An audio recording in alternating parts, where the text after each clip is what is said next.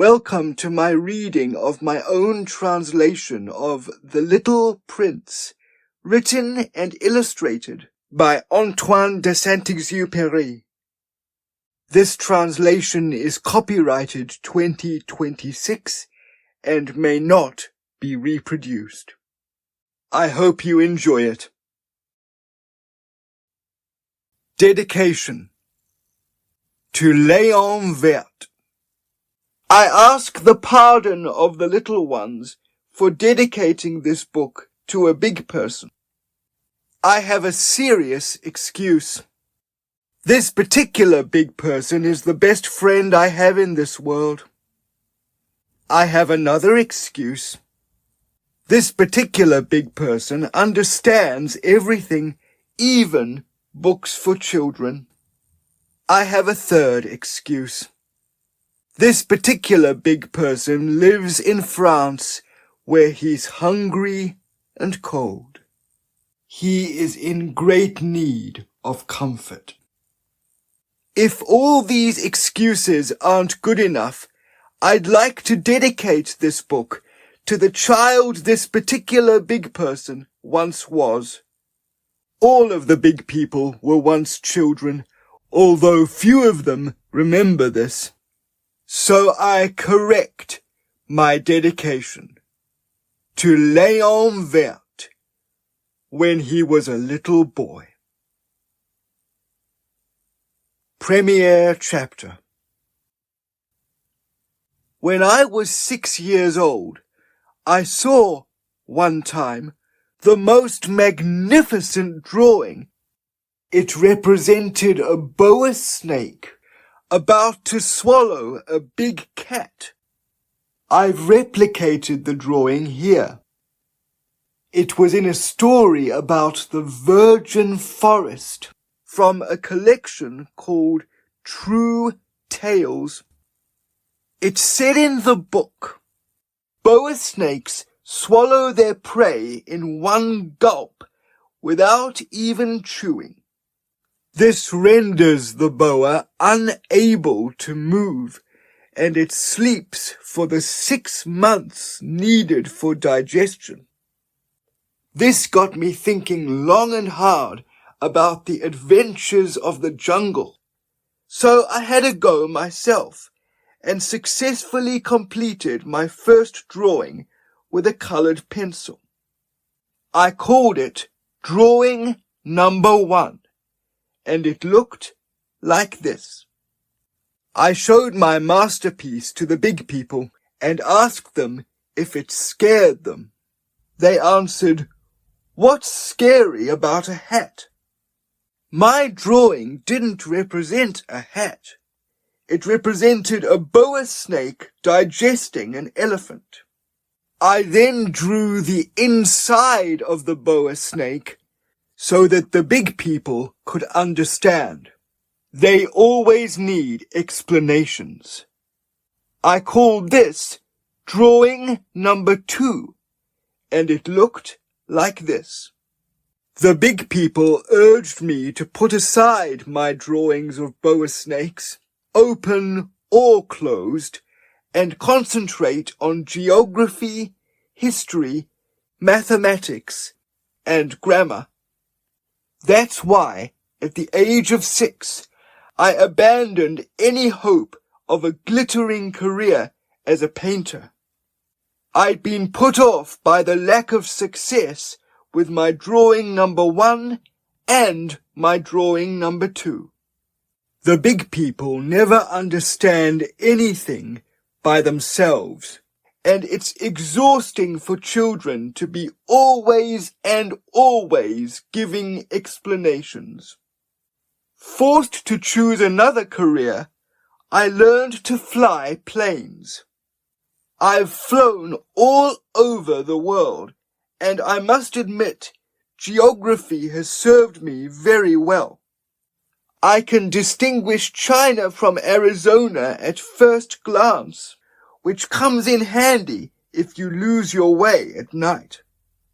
So, in the course of my life, I've had lots of contact with lots of serious individuals. I've spent a great deal of time in the company of the big people, seen them at very close quarters, which hasn't given me a much higher opinion of them.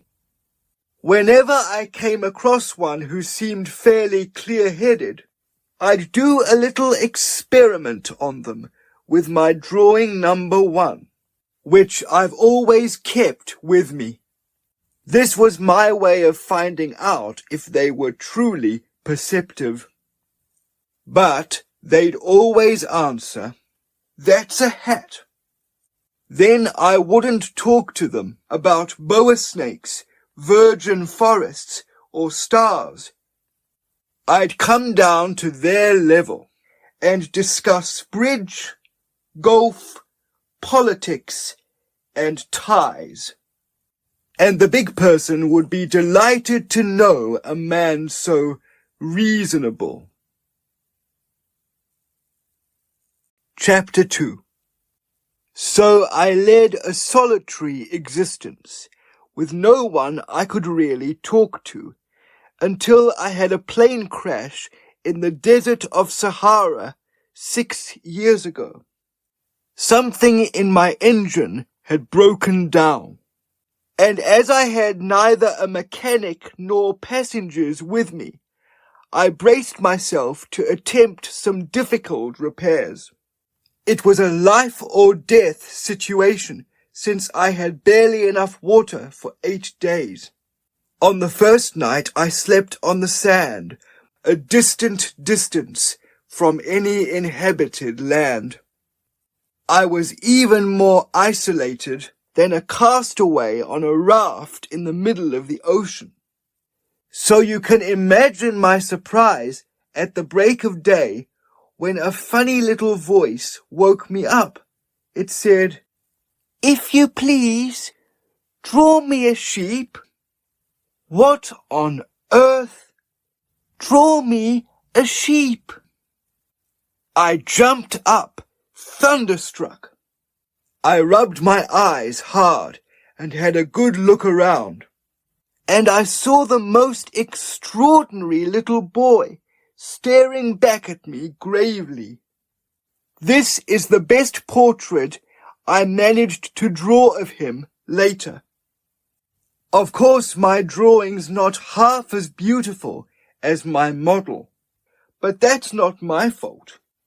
The big people put me off a career as a painter when I was 6, and I'd never learned to draw anything except closed boas and open boas. Anyway, I stared at this apparition, my eyes wide with astonishment. Remember, I was a distant distance from any inhabited region. And yet my little man seemed neither lost, nor dead from fatigue, nor dead from hunger, nor dead from thirst, nor dead from fear. He didn't look at all like a child lost in the middle of the desert, a distant distance from any inhabited region. When I finally found my voice, I asked him, "But what are you doing here?" And he repeated very slowly, as if it were a matter of the utmost importance, "If you please, draw me a sheep." When a mystery's too overwhelming, you don't even think about not doing as you're told. Absurd as it seemed, a distant distance from any inhabited place and in danger of death, I took a scrap of paper and a fountain pen out of my pocket.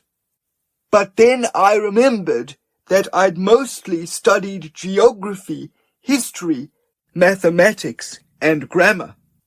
And in a bit of a bad mood, I told my little man that I couldn't draw. He replied, "That doesn't matter. Draw me a sheep." Since I'd never drawn a sheep, I drew for him one of the only 2 drawings I was capable of, the one of the closed boa. and I was astounded to hear my little man respond, "No, no, I don't want an elephant inside a boa.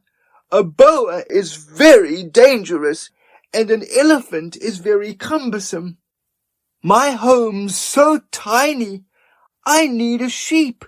Draw me a sheep." So I did a drawing. He looked at it carefully, then said, "No, that one's already seriously ill. Do another one." So I did another drawing. My friend gave me a kind but rather patronizing smile. "See for yourself. That's not a sheep. It's a ram. It's got horns."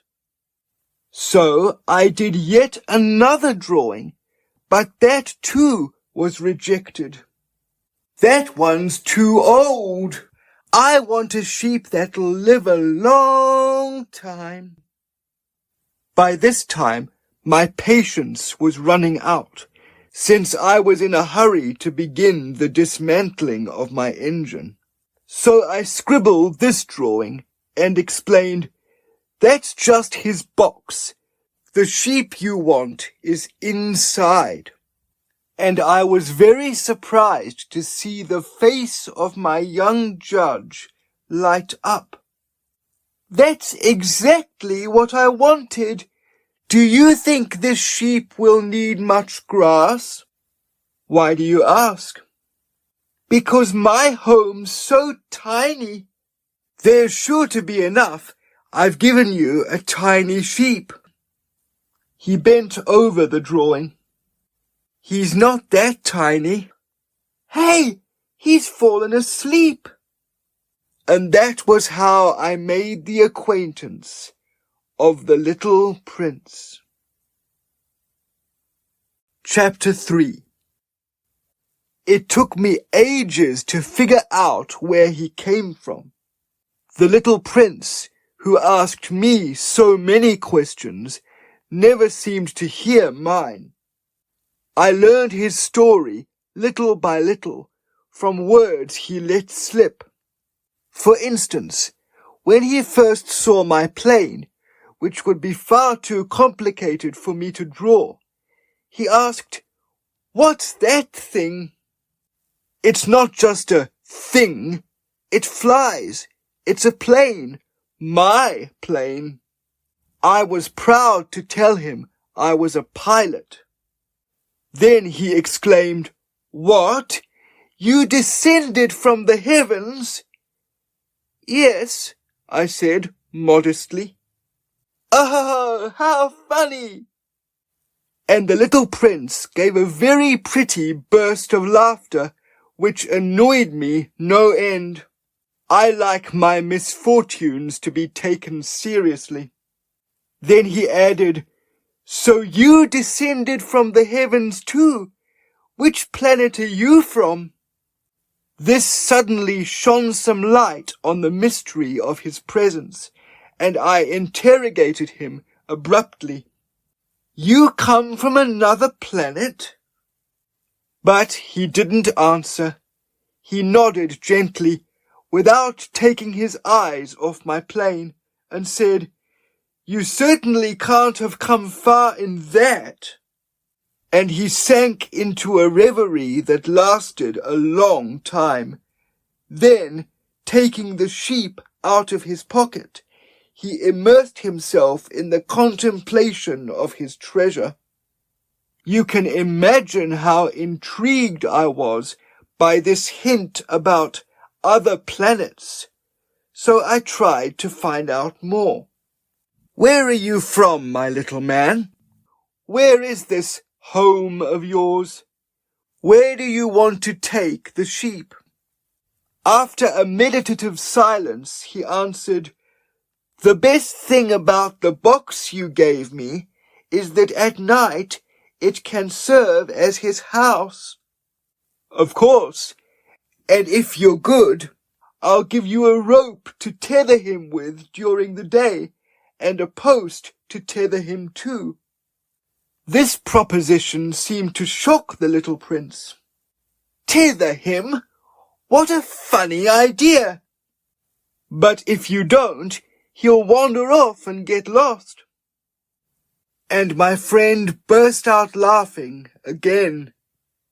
"But where could he possibly go?" "Anywhere, straight ahead." Then the little prince said gravely, "That wouldn't matter. My home's so tiny." And with a trace of melancholy he added, "Straight ahead, you can't go very far." Chapter 4. That's how I learned a second very important fact. His planet of origin wasn't much bigger than a house. This didn't surprise me. I knew full well that in addition to the large planets which have names, like Earth, Jupiter, Mars, Venus, there are hundreds of others, some so small that they're almost impossible to see even through a telescope. When an astronomer discovers one of these, he just gives it a number. For example, asteroid 325. I have serious reasons to believe that the planet the little prince came from was asteroid B612. This asteroid has only been seen through a telescope once by a Turkish astronomer in 1909. He then gave an impressive demonstration of his discovery at the International Congress of Astronomy. But because he was in Turkish costume, no one believed a word he said. The big people are like that.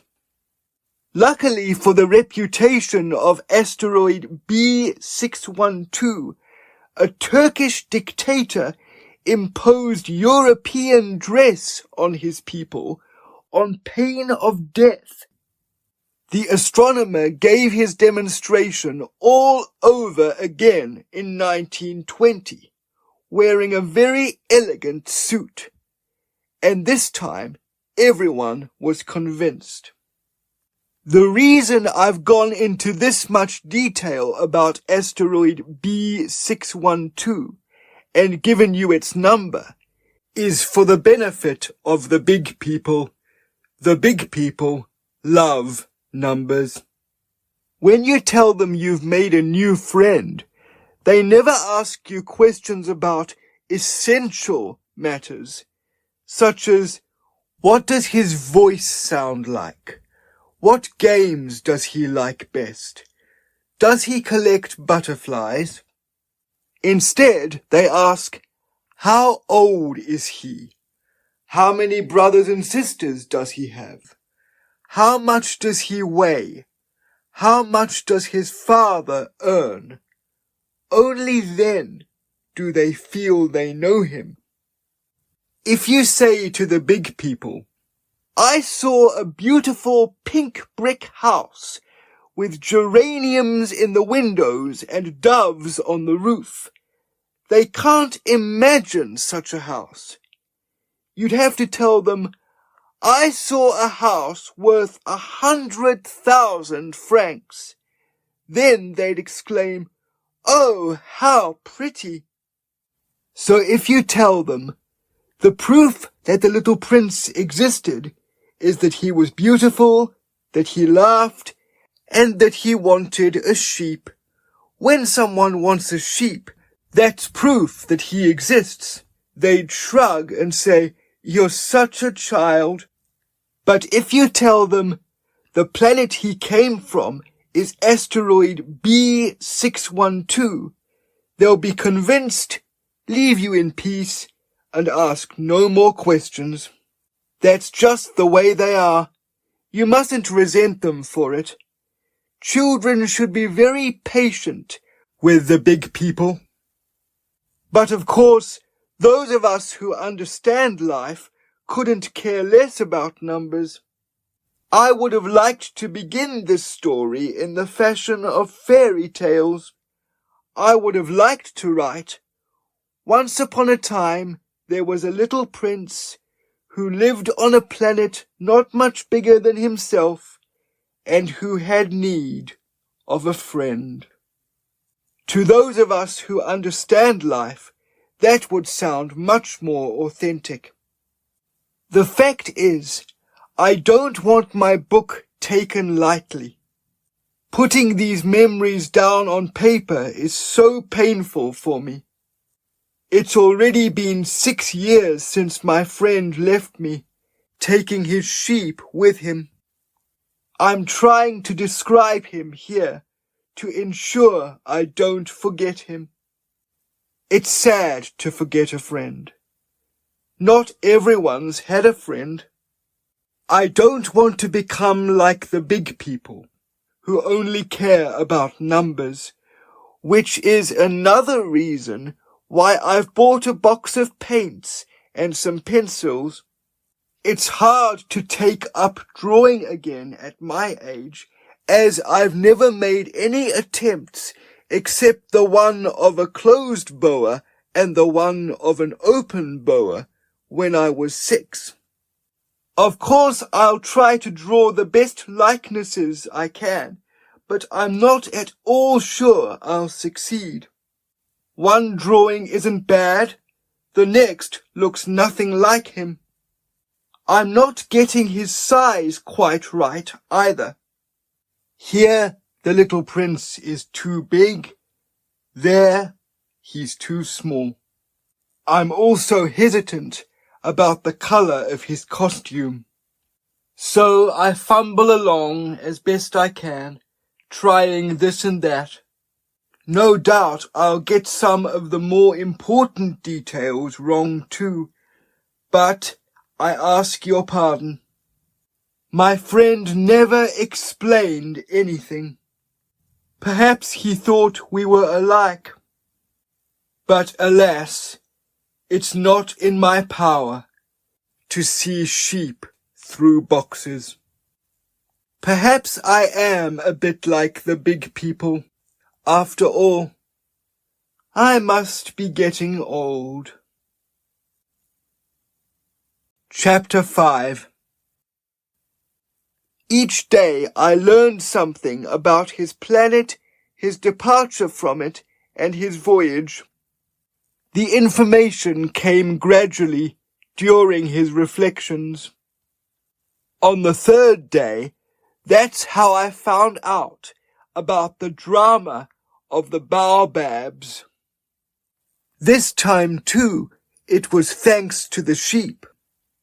The little prince suddenly asked me, as if plagued by grave doubts, "It is true, isn't it, that sheep eat shrubs?"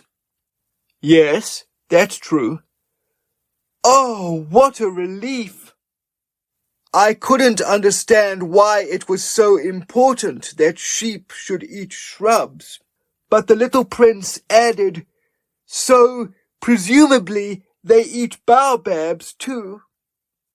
I pointed out to the little prince that baobabs are hardly shrubs, but trees as tall as church spires, and that even if he took a whole herd of elephants home with him, the herd wouldn't be able to demolish even one baobab between them. The thought of the herd of elephants made the little prince laugh. "We'd have to stack them one on top of the other," he said. But he added perceptively, "Before they grow to their full height, baobabs start out small." That's very true. But why do you want your sheep to eat the small baobabs? He replied, "Oh, come on, don't you see?" As if he were stating the obvious. And I had to rack my brains to understand this problem all by myself. In effect, on the planet of the little prince, as on all planets, there were good plants and there were weeds. Consequently, The good plants came from good seeds, the weeds came from bad seeds. But seeds are invisible. They sleep in the secrecy of the earth until one of them takes it into its head to wake up. Then it has a good stretch and begins, timidly at first, to push a lovely, inoffensive little shoot towards the sun. If it's a radish or rosebush shoot, it can be left to grow in peace. But if it's a weed, it must be pulled out at once, as soon as you recognize it. As it happens, there were some terrible seeds on the planet of the little prince, namely the seeds of the baobab tree. The soil of the planet was infested with them, and if you leave it too late, you can never get rid of a baobab. It overtakes the whole planet and pierces it with its roots. And if the planet is too small and the baobabs are too numerous, they shatter it. It's a question of discipline, the little prince told me later. When you've finished making yourself presentable each morning, you must take care to make your planet presentable too.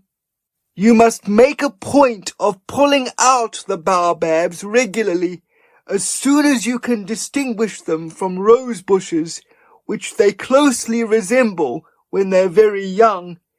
It's rather tedious work, but quite easy. And one day he urged me to apply myself and do a beautiful drawing of all this, to really get the message across to children here on earth. Then if they travel some day, he told me, it might come in useful. Sometimes there's no harm in putting off a task till later, but with baobabs, that's always catastrophic. I knew one planet where a lazybones lived. He neglected 3 shrubs, and it didn't end well. Following the instructions of the little prince, I drew the planet where the lazybones lived. I don't really want to sound like I'm preaching, but the danger of baobabs is so little known, and the risks to anyone who might get lost on an asteroid are so high, that I'll make an exception to my usual reserve and say, children, pay attention to baobabs. I worked so hard on this drawing to warn my friends who, like myself, had long been skirting this danger unknowingly. The lesson I imparted made it worth the effort. You may ask why the other drawings in this book aren't as grandiose as this drawing of the baobabs. The answer is very simple. I tried and failed. When I drew the baobabs, I was driven by a sense of urgency. Chapter 6. Ah, little prince. That was how I gradually gained an insight into your melancholy little life. For a long time, your only distraction had been the beauty of sunsets. I learned this new detail on the morning of the 4th day when you told me, I love sunsets. Let's watch one now. But we have to wait. Wait for what? For the sun to set. At first, you seemed very taken aback. Then you laughed at yourself and said, I keep thinking I'm still at home. Indeed. It's common knowledge that when it's midday in America, the sun is setting over France. If only it were possible to fly to France in 1 minute, you could watch the setting of the sun. Unfortunately, France is too far away. But on your tiny planet, all you had to do was move your chair a few paces, and you could watch the twilight whenever you desired. One day, you said to me, I watched the sun go to bed 44 times. And a little later you added, you know, one comes to love the sunset when one is so sad. On the day of the 44 times, were you so sad? I asked. But you didn't answer. Chapter 7. On the 5th day, thanks to the sheep as always, another secret about the life of the little prince was revealed to me. Seemingly as a result of a problem he'd been meditating upon for a long time in silence, he asked me with harshness and without warning, a sheep, if it eats shrubs, does it also eat flowers? A sheep eats anything it comes across. Even flowers with thorns? Yes, even flowers with thorns. Then the thorns, what use are they? I didn't know the answer to that. I was busy trying to unscrew an over-tight bolt in my engine. I was very worried because the breakdown of my plane was starting to look extremely serious, and my dwindling water supply made me fear the worst. The thorns, what use are they? Once the little prince had asked a question, he never let it drop. I was irritated by my bolt and answered without thinking. Thorns are of no use. It's pure wickedness on the part of the flowers. Oh! But after a silence he lashed out at me rather resentfully. I don't believe you. Flowers are delicate. They're innocent. They reassure themselves as best they can. They think their thorns make them intimidating. I didn't respond. At that instant I was saying to myself, if this bolt resists any longer, I'll knock it out with one blow of my hammer. The little prince disturbed my reflections once again. And you really think that flowers— Of course not, of course not. I don't think any such thing. I just said the first thing that came into my head. As for me, I'm occupied with serious matters. He stared at me, dumbfounded. Serious matters?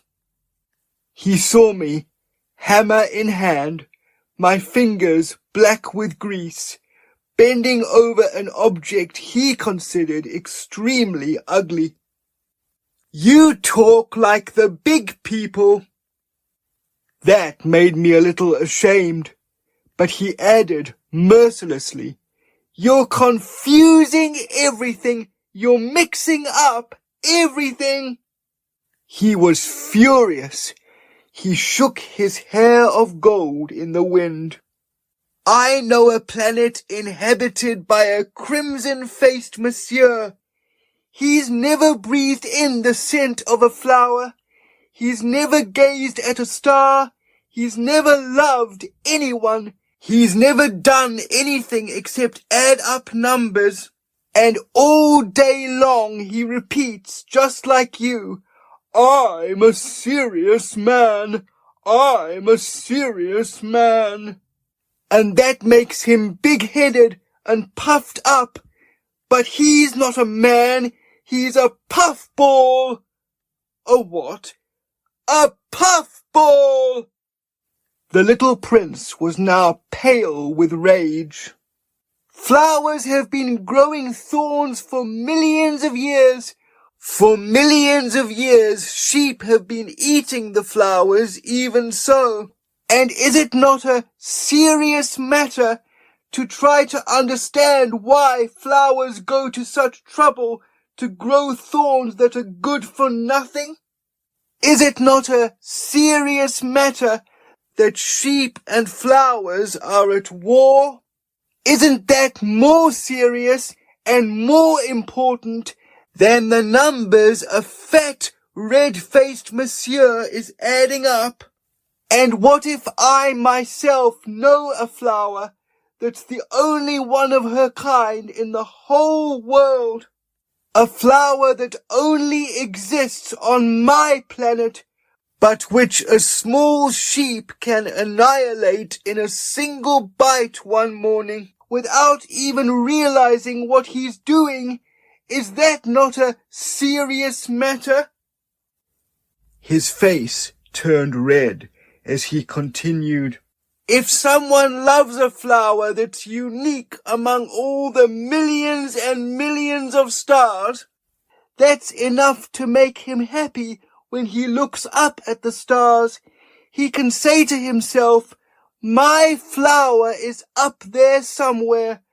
But if the sheep eats the flower, for him it's as if all his stars were suddenly snuffed out. Is that not a serious matter? He couldn't say another word. All of a sudden, he burst into tears. Night had fallen. I had dropped my tools. I no longer cared about my hammer, my bolt, thirst, or death. On one star, one planet, my planet, Earth, there was a little prince in need of comfort. I took him in my arms. I cradled him. I said to him, the flower you love isn't in any danger. I'll draw you a muzzle for your sheep. I'll draw you some armor for your flower. I didn't know what else to say. I felt so clumsy. I didn't know how to reach him, where to catch up with him. It's such a secret place, the land of tears. Chapter 8. I soon learned more about this flower. The flowers on the planet of the little prince had always been very simple. They were ornamented with a single row of petals, took up no room, and disturbed no one. They'd appear one morning in the grass and fade away by evening. But this one had sprung up one day from a seed blown from who knows where, and the little prince had kept a close eye on this shoot, which was nothing like the others. It might have been a new species of baobab, but the shrub soon stopped growing and started getting ready to flower. The little prince, who'd witnessed the growth of an enormous bud, felt sure that some miraculous apparition would emerge. But in the shelter of her green bedroom, the flower took her time, making herself beautiful.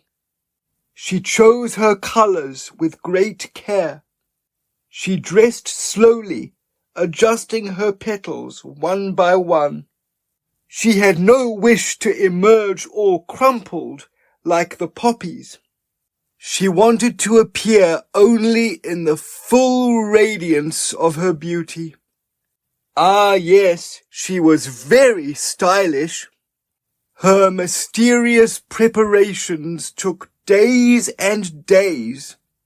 And then one morning, just as the sun was rising, she came out of hiding. And even after working with such precision, she said with a yawn, I'm barely awake. Please excuse me. I haven't done my hair. It's still all messed up." The little prince couldn't contain his admiration. "You're so beautiful." "I am, aren't I?" replied the flower sweetly. "And I came out at the same time as the sun." The little prince could tell she was none too modest, but she was so dazzling. "I think it's time for breakfast," she added soon afterwards. "Would you kindly spare a thought for my needs?"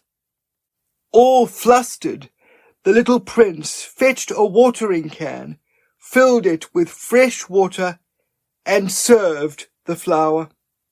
So it wasn't long before the flower began tormenting him with her rather prickly vanity. One day, for instance, alluding to her 4 thorns, she said to the little prince, "Let them come, the tigers, with their claws." "There aren't any tigers on my planet," the little prince objected.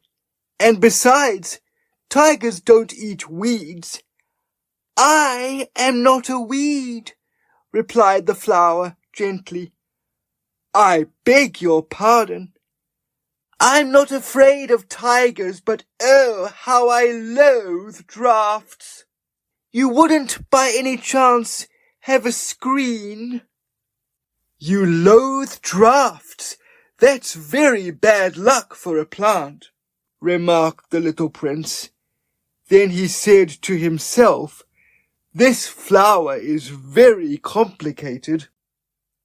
In the evenings you must place me under a globe of glass. It's very cold here where you live, very poorly equipped, where I come from." But she trailed off. She had come in the form of a seed. She couldn't have known anything of other worlds. Humiliated at being caught on the verge of such a naive lie, she coughed 2 or 3 times to make the little prince feel at fault. "Ahem, the screen." "I was going to fetch it, but you were speaking to me." Then she forced her cough, so he'd feel guilty nonetheless. So despite wanting to show her how much he loved her, the little prince soon began to doubt her. He had taken her trivial words at face value and become very unhappy. "I shouldn't have listened to her," he once confided to me. "One should never listen to flowers, only gaze at them and breathe them in. Mine perfumed my planet, but I didn't appreciate her. Her talk of claws, which annoyed me so much, should have moved me." Later he confided further, "Back then I didn't understand anything. I should have judged her by her actions, not her words. She bestowed her fragrance and light upon me. I should never have run away. I should have seen that underneath all the silly games she played, she felt tenderness for me. Flowers are so contrary, but I was too young to know how to love her." Chapter 9. I think a migration of wild birds gave him the opportunity to leave. On the morning of his departure, he tidied his planet. He carefully swept his awake volcanoes. He possessed 2 awake volcanoes, which were very convenient for heating his breakfast. He also had 1 volcano that was asleep, but, as he said, "You never know." So he swept the sleeping volcano too. If they're properly swept, volcanoes burn slowly and steadily without erupting, in much the same way that if chimneys are properly swept, they won't catch fire. Evidently, here on Earth, we're far too small to sweep our volcanoes, which is why they give us endless trouble. With a trace of melancholy, the little prince also pulled out the last shoots of the baobabs. He didn't think he'd ever come back to his planet. But on that last morning, all these familiar tasks seemed to him indescribably sweet. And when he watered the flower one last time, and prepared to shelter her under her globe of glass, he found himself on the verge of tears. "Farewell," he said to the flower, but she didn't answer him. "Farewell," he repeated. The flower coughed, but not because she had a cold. "I've been foolish," she said to him at last. "I beg your forgiveness. Try to be happy." He was surprised by the absence of reproaches. He stood there, disconcerted, holding the globe of glass in mid-air. He couldn't comprehend her calm gentleness. "Of course I love you," the flower told him. "You weren't aware of it, and that's my fault. Ah well, no matter. But you've been just as foolish as I. Try to be happy. Forget the globe of glass. I don't want it any more." "But what about the wind?" "My cough isn't that bad. The fresh night air will do me good. I'm a flower." "But what about insects?" "I'll have to put up with 2 or 3 caterpillars if I want to get to know the butterflies. They're so beautiful, I hear. And who will visit me besides them? You'll be far away. As for large animals, I have nothing to fear. I have claws of my own." And she innocently bared her 4 thorns. Then she snapped, "Don't linger, it's getting on my nerves. You've made up your mind to leave, so leave." She didn't want him to see her cry. She was such a haughty flower. Chapter 10. He found himself in the region of asteroids 325, 326, 327, 328, 329, and 330. So he began by visiting each of them in turn, in search of things to do and things to learn. The first planet was inhabited by a king. Clad in purple and ermine, the king was seated on a simple yet majestic throne. "Ah, here comes a subject," exclaimed the king when he caught sight of the little prince. And the little prince wondered, how can he recognize me when he's never set eyes on me till now? He didn't know that the world is much simpler for kings. All mankind are subjects. "Approach, so I can see you clearer," said the king, who felt extremely proud to be king over someone at last. The little prince looked around for somewhere to sit, but the whole planet was smothered by the magnificent cloak of ermine the king wore. So he remained standing, and since he was tired, he yawned. "It is a violation of protocol to yawn in the presence of a king," the monarch told him. "I forbid it." "I can't help it," replied the little prince, flustered. "I've been on a long journey and haven't slept a wink." "In that case," the king said, "I order you to yawn. I have not seen anyone yawn in years. To me, yawns are curious things. Hurry up, yawn again. That's an order." "That intimidates me.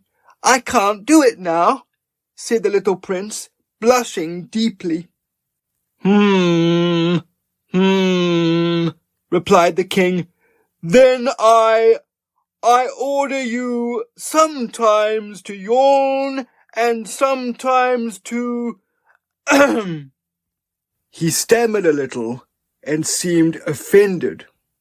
To the king, it was essential that his authority should be respected. He would not tolerate disobedience.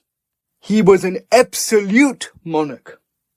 But because he was also a very good man, he only ever gave reasonable orders. "If I were to order a general," he would say over and over again, "if I were to order a general to turn himself into a bird of the sea, and the general did not obey, it would not be the fault of the general, it would be my fault." "May I sit?" the little prince timidly inquired.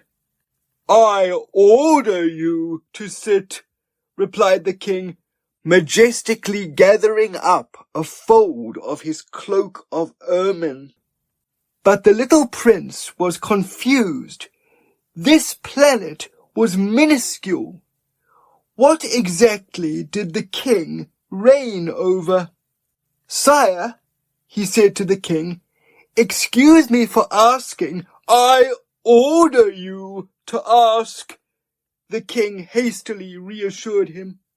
"Sire, what do you reign over?" "Over everything," replied the king with great simplicity. "Over everything?" The king gave a modest sweep of his hand, which encompassed his planet, the other planets, and all the stars. "Over all that?" asked the little prince. "Over all that," replied the king. For not only was he an absolute monarch, he was a universal monarch. "And the stars obey you?"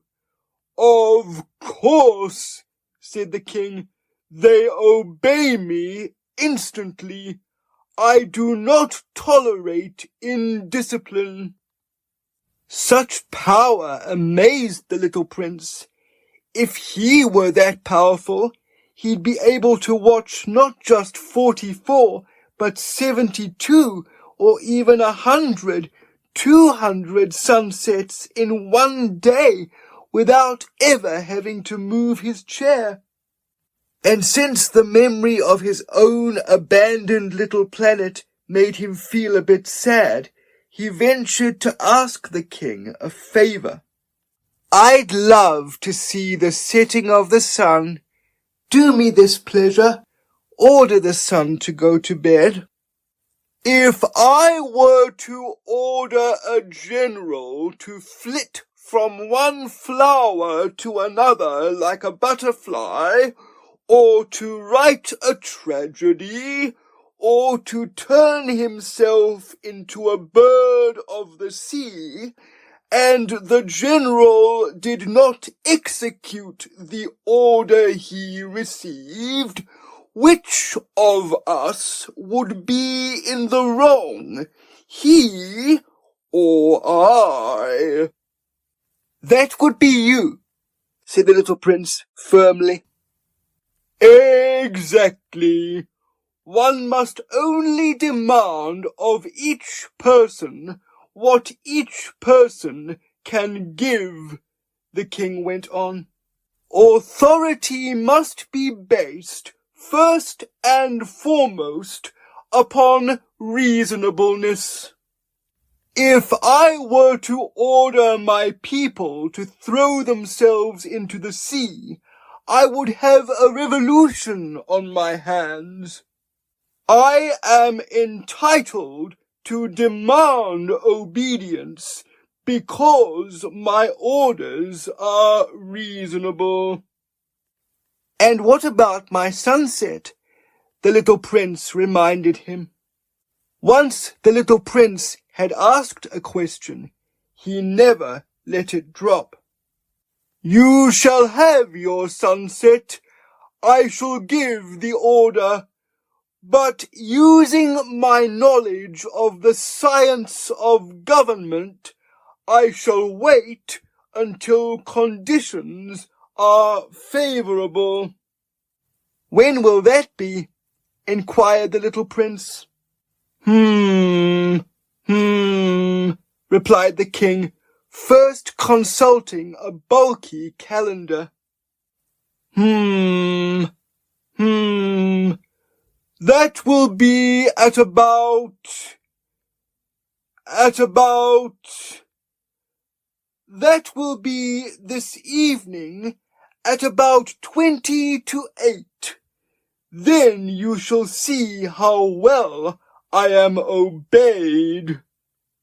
The little prince yawned. He was disappointed to miss out on his sunset, and besides, he was already a bit bored. I have nothing more to do here, he said to the king, so I'll be on my way.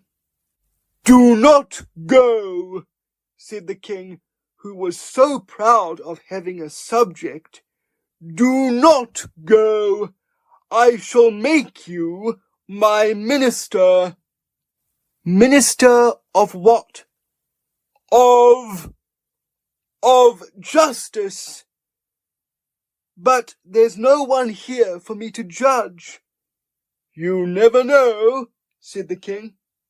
I have not yet taken a tour of my realm. I am very old. There is not enough room here for a carriage, and walking tires me out. Oh, but I've already seen for myself, said the little prince, leaning forward to take a last look at the other side of the planet. There's no one over there either. Then you shall judge yourself, the king answered. That is the most difficult task of all. It is far more difficult to judge oneself than to judge others. If you succeed in judging yourself fairly, you are a truly wise man. But I can judge myself wherever I happen to be, said the little prince. I don't have to live here. Said the king.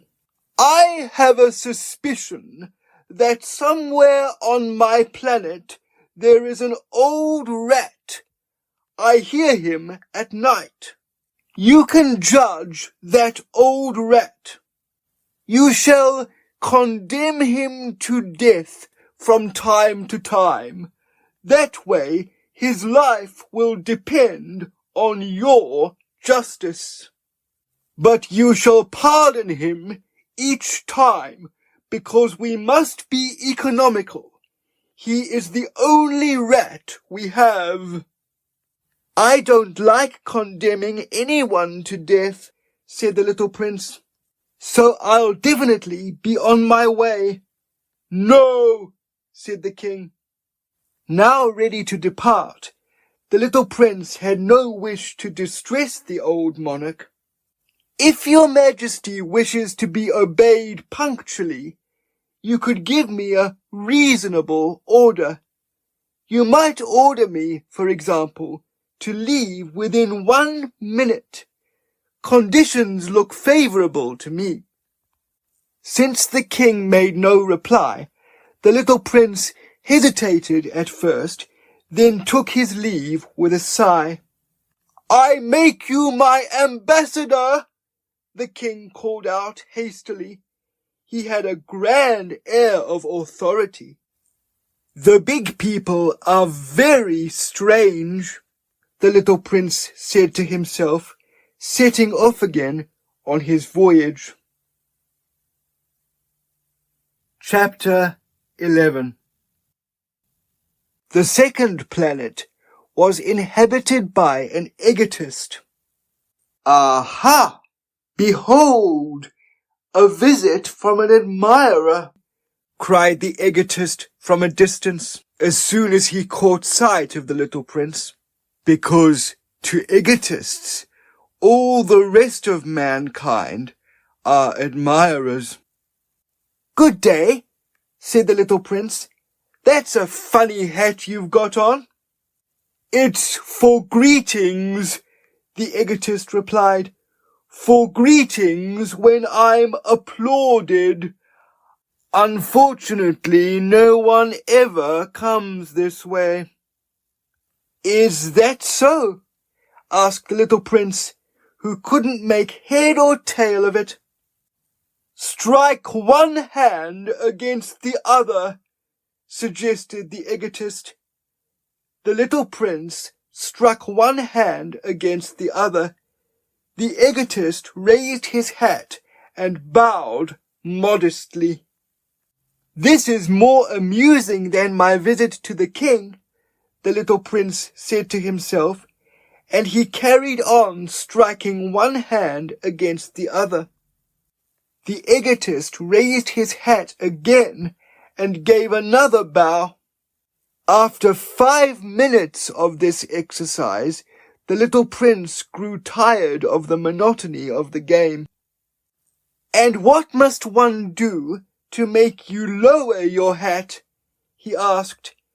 But the egotist didn't hear him. Egotists hear nothing but praise. "Do you really admire me so much?" he asked the little prince. "What does admire mean?" "To admire means to acknowledge that I'm the handsomest, dapperest, richest, cleverest man on the planet." "But you're the only man on your planet." "Do me this pleasure. Admire me anyway." "I admire you," said the little prince with a slight shrug. "But why is that so important to you?" And the little prince left. "The big people are decidedly very bizarre," was all he said to himself, setting off again on his voyage. Chapter 12. The next planet was inhabited by a drinker. This was a very short visit, but it was enough to plunge the little prince into a profound melancholy. "What are you doing there?" he asked the drinker, whom he found seated in silence in front of a collection of empty bottles and a collection of full bottles. "I'm drinking," replied the drinker with a gloomy air. "Why are you drinking?" asked the little prince. "To forget," replied the drinker. "To forget what?" inquired the little prince, who already felt sorry for him. "To forget that I'm ashamed," the drinker confessed, hanging his head. "Ashamed of what?"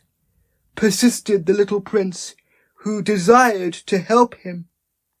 "Ashamed of drinking," the drinker concluded, shutting himself away in permanent silence.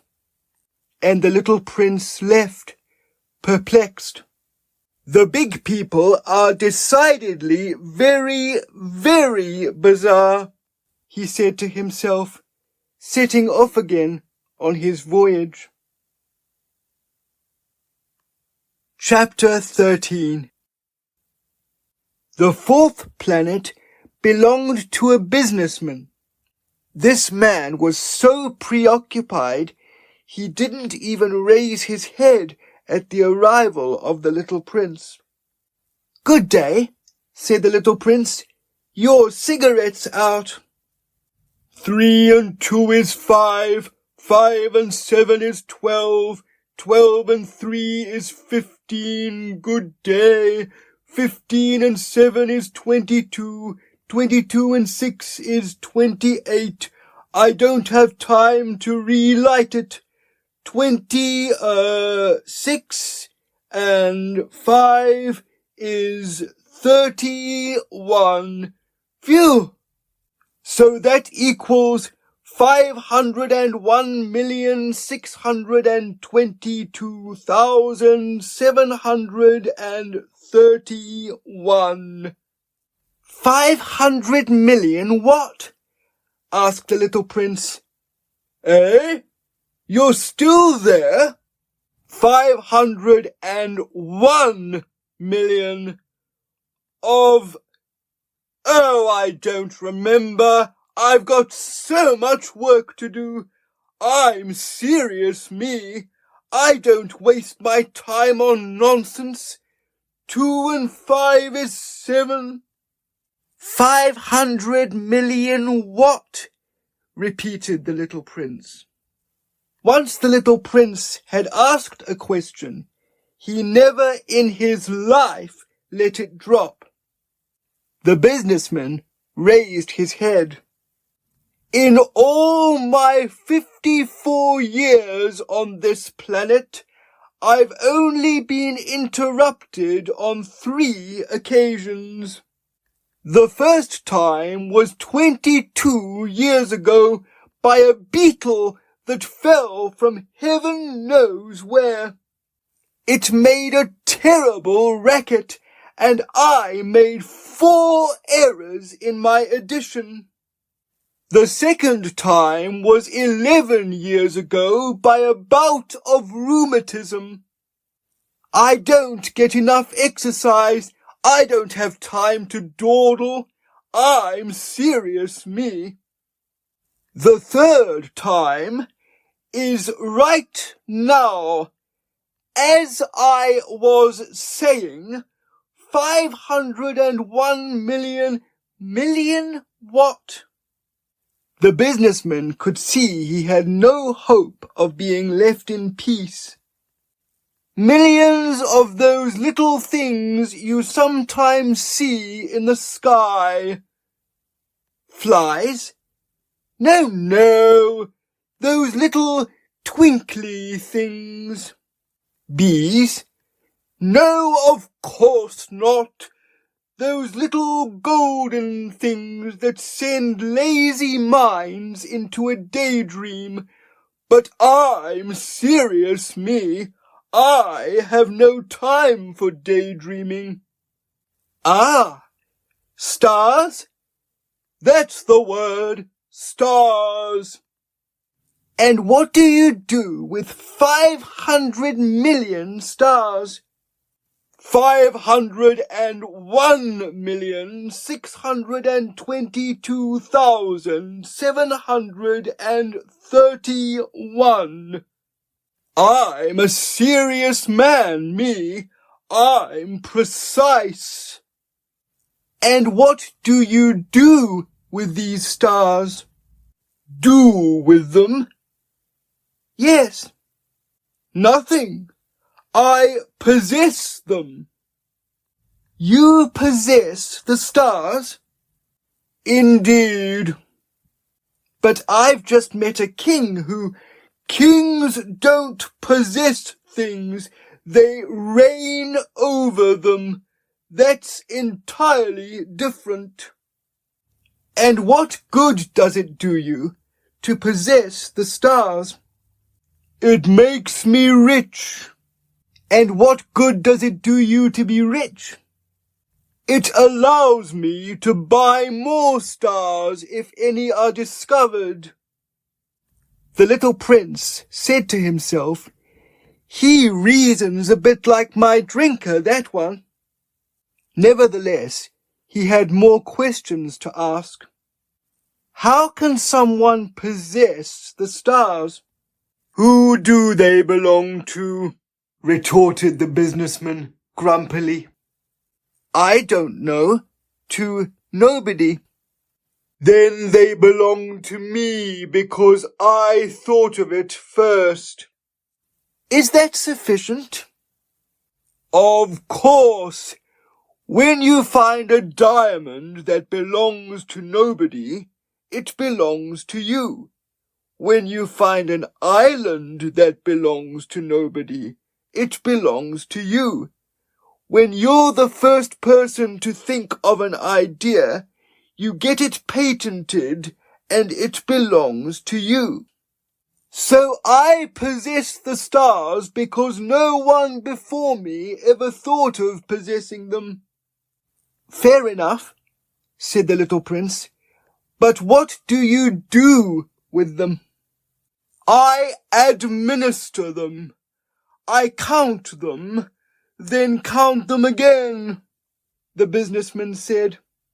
"It's hard work, but I'm a serious man." The little prince still wasn't satisfied. "If I possess a scarf, I can put it around my neck and take it with me. If I possess a flower, I can pick it and take it with me. But you can't pluck the stars from the heavens." "No, but I can deposit them in the bank." "What does that mean?" "That means I write down on a slip of paper the number of stars I possess, then I lock that slip of paper in a drawer." "Is that all?" "That's sufficient." "That's amusing," thought the little prince. "It's even rather poetic, but not a serious matter at all." The little prince had ideas about serious matters that were very different from those of the big people. "As for me," he continued, "I possess a flower that I water every day. I possess 3 volcanoes that I sweep every week, including the one that's asleep. You never know. So it's useful to my volcanoes and my flower that I possess them, but you're not useful to the stars." The businessman opened his mouth, but didn't know what to say. So the little prince left. "The big people are decidedly altogether extraordinary," was all he said to himself, setting off again on his voyage. Chapter 14. The 5th planet was very curious. It was the smallest of all. There was just enough room for a street lamp and a lighter of street lamps. The little prince couldn't understand the use of a street lamp and a lighter of street lamps up there in the heavens on a planet with neither houses nor population. Nevertheless, he said to himself, "This man may seem absurd, but he's not as absurd as the king, the egotist, the businessman, or the drinker. At least his work has a purpose. Each time he lights his street lamp, it's as if he's bringing one more star or one more flower into being. Each time he extinguishes his street lamp, that sends the flower or the star to sleep. That's a beautiful occupation, and therefore truly useful. When the little prince landed on this planet, he greeted the lamplighter respectfully. "Good day. Why did you just extinguish your street lamp?" "I am only following orders," replied the lamplighter. "Good morning." "What orders?" "The order to extinguish my street lamp. Good evening." And he relit it. "Then why did you just relight it?" "I am only following orders," replied the lamplighter. "I don't understand," said the little prince. "There is nothing to understand," said the lamplighter. "An order is an order. Good morning." And he extinguished his street lamp. Then he mopped his brow with a handkerchief decorated with squares of red. "It's a terrible job," he said. "It was reasonable in the good old days. I extinguished my street lamp in the morning and relit it in the evening. I had the rest of the day to relax and the rest of the night to sleep." "And have the orders changed since then?" "The orders have not changed," said the lamplighter. "That is the tragedy of it. The planet has been spinning faster and faster each year, but the orders have not changed." Which means that the planet now revolves once a minute, so I don't get a second of rest. Once a minute I light my street lamp and extinguish it again. How funny! Days are only 1 minute long here. "There is nothing funny about it," said the lamplighter. "You and I have been talking for a month already." "A month?" "Yes, 30 minutes, 30 days. Good evening." And he relit his street lamp. As the little prince watched him, he grew increasingly fond of this lamplighter who followed orders so faithfully. He remembered the sunsets he himself used to seek by simply moving his chair, and he wanted to help his new friend. "You know," he said, "I can think of a way you can rest whenever you want to." "I always want to rest," said the lamplighter. "For it is possible to be faithful and lazy at the same time." The little prince elaborated. "Your planet's so small that 3 strides will take you all the way around it. If you walk slowly enough, you'll always be in the sun. When you want to rest, just walk, and the day will last as long as you like." "That doesn't help me much," said the lamplighter. "My favorite thing in life is sleeping." "Then you're out of luck," said the little prince. "I am out of luck," said the lamplighter. "Good morning." And he extinguished his street lamp. Setting off again on his voyage, the little prince said to himself, he'd be scorned by all the others, that one. By the king, by the egotist, by the drinker, by the businessman. Yet he's the only one who doesn't strike me as ridiculous. Perhaps that's because he's thinking of something other than himself. He heaved a sigh of regret and added, "He's the only one I might have become friends with. But his planet really is too small. there isn't room for two." The little prince didn't dare admit that the main reason he was sorry to be leaving this particular planet was that it was blessed with 1,440 sunsets every 24 hours. Chapter 15. The sixth planet was 10 times as vast. It was inhabited by an old monsieur who wrote thick books. "Well, well, here comes an explorer," he cried out when he caught sight of the little prince.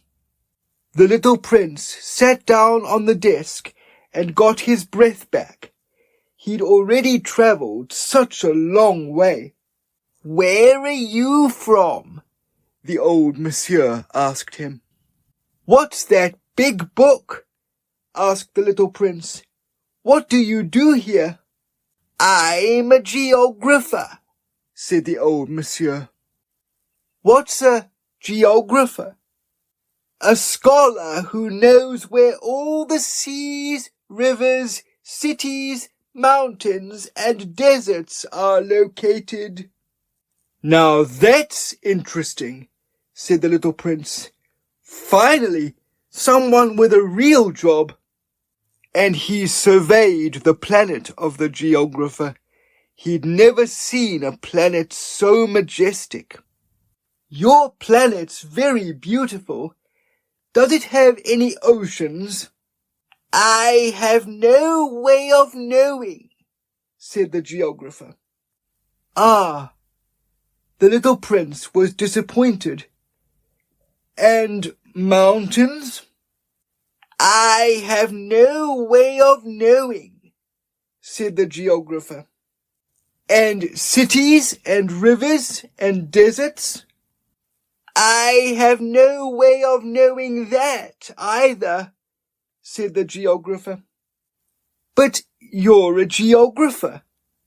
"Quite so," said the geographer, "but I'm not an explorer. In fact, I have absolutely no explorers on my planet. It's not the geographer who goes out to count cities, rivers, mountains, seas, oceans, and deserts. A geographer's far too important to do all the legwork. He never leaves his office, but he invites explorers in. He interviews them and transcribes their recollections. And if he finds the recollections of one of them interesting, the geographer conducts an inquiry into the morals of the explorer." "Why is that?" "Because a deceitful explorer would cause catastrophic errors in atlases, and so would an explorer who drank too much." "Why is that?" asked the little prince. "Because intoxicated people see double. So the geographer would record 2 mountains where there's only 1. "I know someone," said the little prince, "who'd make a bad explorer." "That is possible. Then, if the morals of the explorer appear to be good, one orders an inquiry into his discovery." "Someone goes to see it?" "No, that's too complicated. Instead, we require the explorer to provide proof. For instance, if he claims to have discovered a large mountain, we require him to bring back some large rocks from it." The geographer suddenly grew excited. "But you come from far away. You're an explorer. You must describe your planet to me." Having opened his register, The geographer sharpened his pencil. The reports of explorers are written in pencil first. The geographer waits until the explorer has provided proof before writing them down in ink. Well? Asked the geographer. Oh, my home's not very interesting, said the little prince. It's so tiny. I have 3 volcanoes, 2 are awake and 1's asleep, but you never know. You never know, said the geographer. I also have a flower. We don't record flowers, said the geographer. Why ever not? She's the prettiest thing on my planet. We don't record them because flowers are ephemeral. What does ephemeral mean? Atlases, said the geographer, are the most serious books of all. They never go out of date. It's very rare for a mountain to move. It's very rare for an ocean to run dry. We record eternal things. But sleeping volcanoes can wake up, interrupted the little prince. What does ephemeral mean? Whether volcanoes are asleep or awake makes no difference to us, said the geographer. To us, they're just mountains. Mountains don't change. But what does ephemeral mean? Repeated the little prince. Once the little prince had asked a question, he never in his whole life let it drop. It means in danger of being short-lived.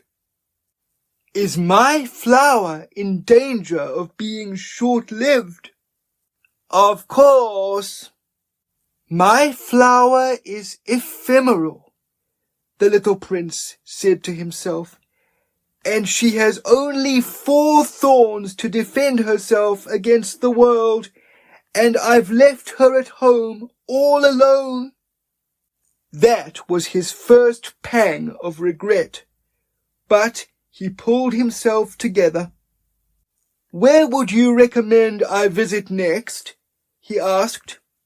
The planet Earth, the geographer replied. It has a good reputation. And the little prince left, thinking of his flower. Chapter 16. So the 7th planet he visited was Earth. Earth is no ordinary planet.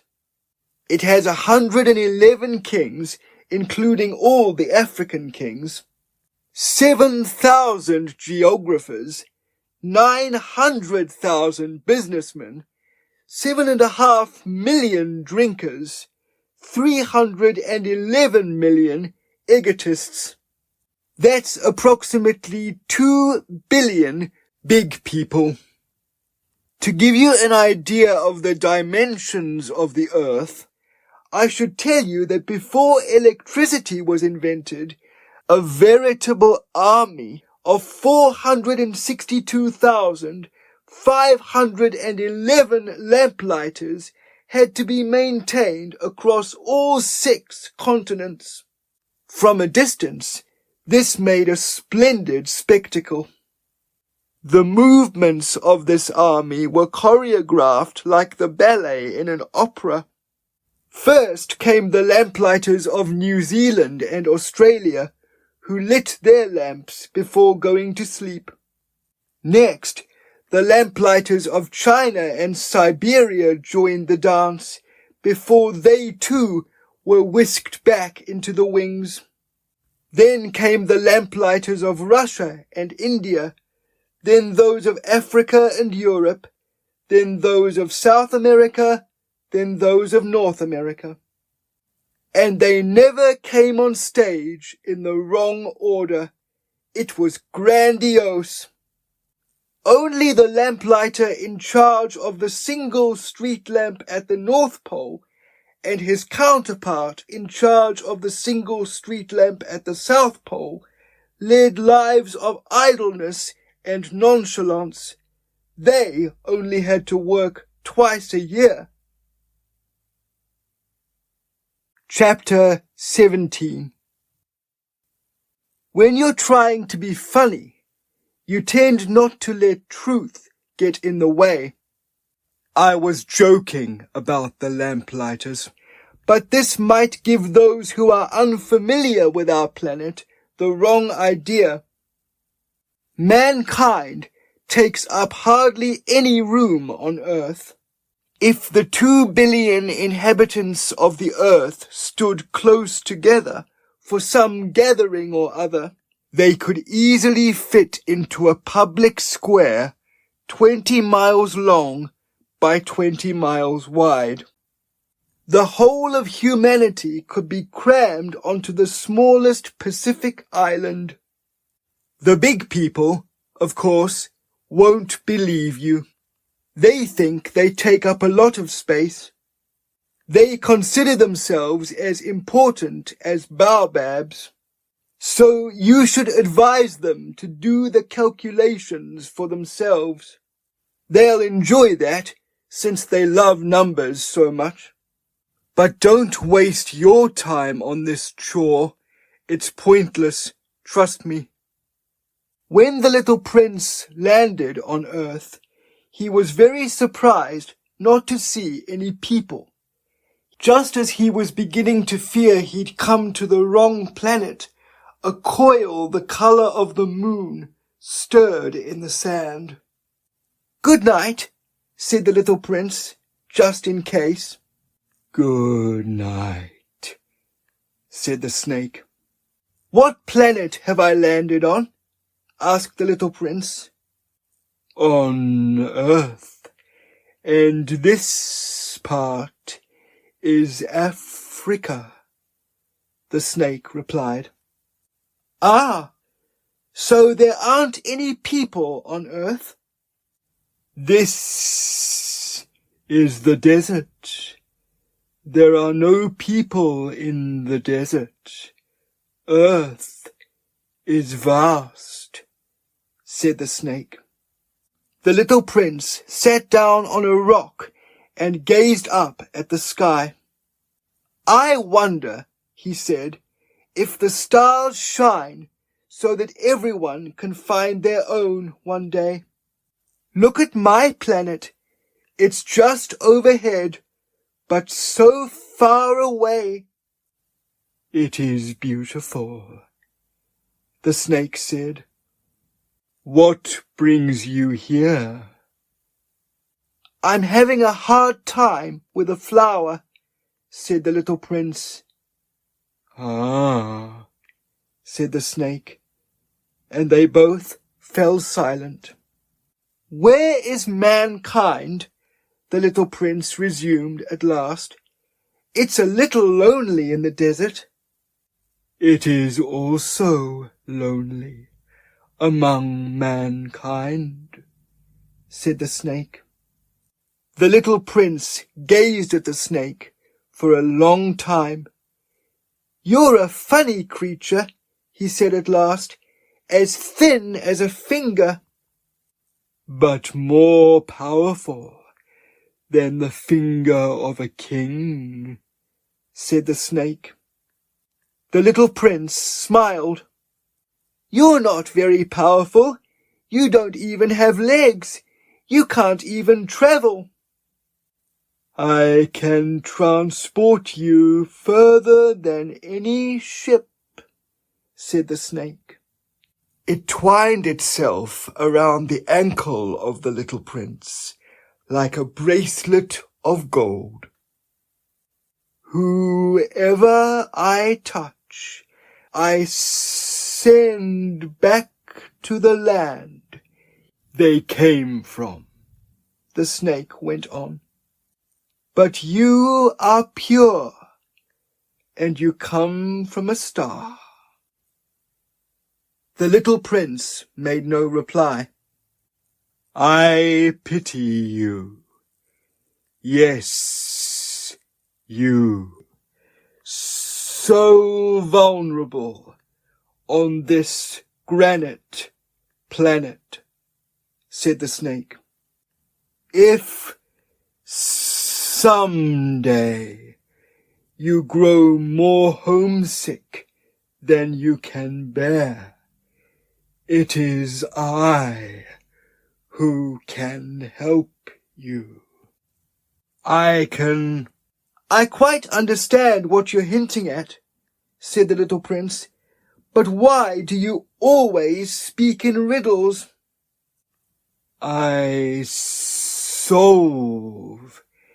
every single one, said the snake. And they both fell silent. Chapter 18. The little prince crossed the desert and encountered only one flower, a flower with 3 petals, a flower of no significance. Good day, said the little prince. Good day, said the flower. Where is mankind? The little prince asked politely. The flower had once seen some travellers go by. Mankind? There are 6 or 7 in existence, I believe. I caught sight of them years ago, but you never know where to find them. The wind blows them hither and thither. They lack roots, you see, and this troubles them greatly. Then I'll bid you farewell, said the little prince. Farewell, said the flower. Chapter 19. The little prince climbed a high mountain. The only mountains he had ever known were his 3 volcanoes, but they only came up to his knees. And he had used the sleeping volcano as a stool. From the top of a mountain as high as this, he said to himself, I'll be able to see the whole planet and all mankind at once. But he saw nothing except sharp needles of rock. Good day, said the little prince, just in case. Good day, good day, good day, answered the echo. Who are you?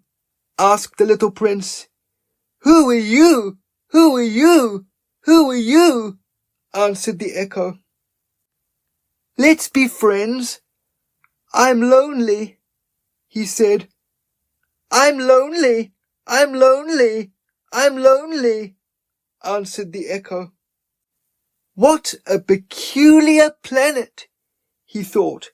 It's all dry and all pointed and all salty, and the inhabitants have no imagination. They repeat whatever you say. At home, my flower was always the first to speak. Chapter 20. But it so happened that after a long walk through sand, rocks, and snow, the little prince finally discovered a road. And all roads lead to mankind. Good day, said the little prince. He was in a garden blooming with roses. Good day, said the roses. The little prince gazed at them. They all resembled his flower. Who are you?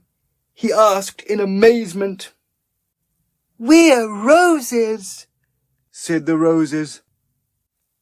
Ah, said the little prince. He was heartbroken. His flower had told him she was the only one of her kind in the whole universe. And here were 5,000, all identical, in the same garden.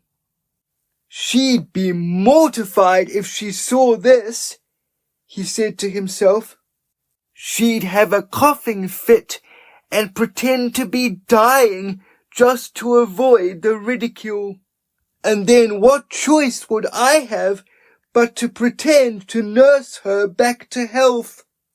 Or else, to make me as humiliated as she was, she would really let herself die.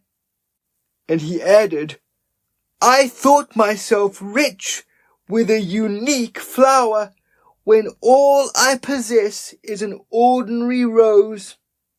That and my 3 volcanoes, but they only come up to my knees, and one of them might never wake up.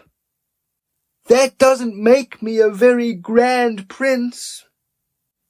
And he lay on the grass and wept.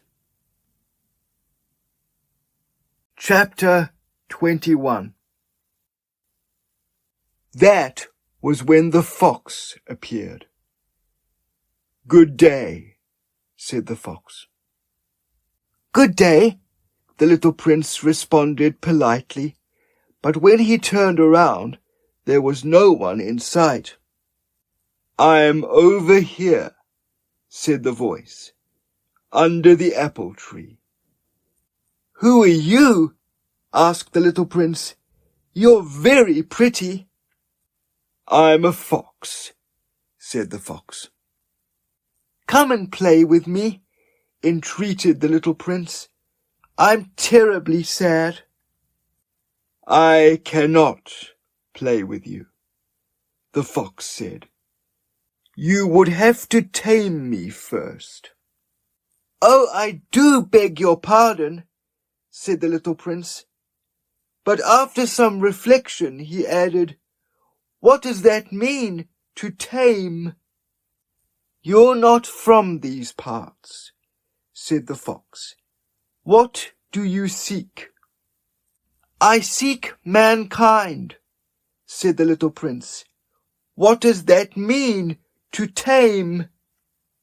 Men, said the fox, have guns, and they are keen huntsmen.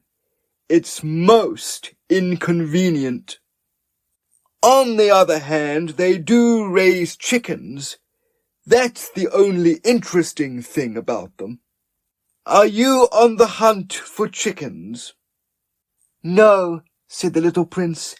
I'm going in search of friends. What does that mean, to tame? It's an act that's too often neglected, said the fox. To tame something means to form a bond with it. Form a bond with it? Precisely, said the fox. To me, you're still just a little boy, like 100,000 other little boys. To you, I'm still just a fox, like 100,000 other foxes. I don't need you, and you don't need me. But if you tame me, we'll need each other. To me, you'll be unique in the world. To you, I'll be unique in the world. I'm beginning to understand, said the little prince. I know a flower, and I think she has tamed me. Quite possibly, said the fox. Here on earth, one sees all manner of things. Oh no, she's not on earth, said the little prince. The fox seemed most intrigued. On another planet? Yes. And are there huntsmen on your planet? No. How interesting. What about chickens? No. Nowhere's perfect, sighed the fox. But he resumed his train of thought. My life is monotonous. I chase after the chickens.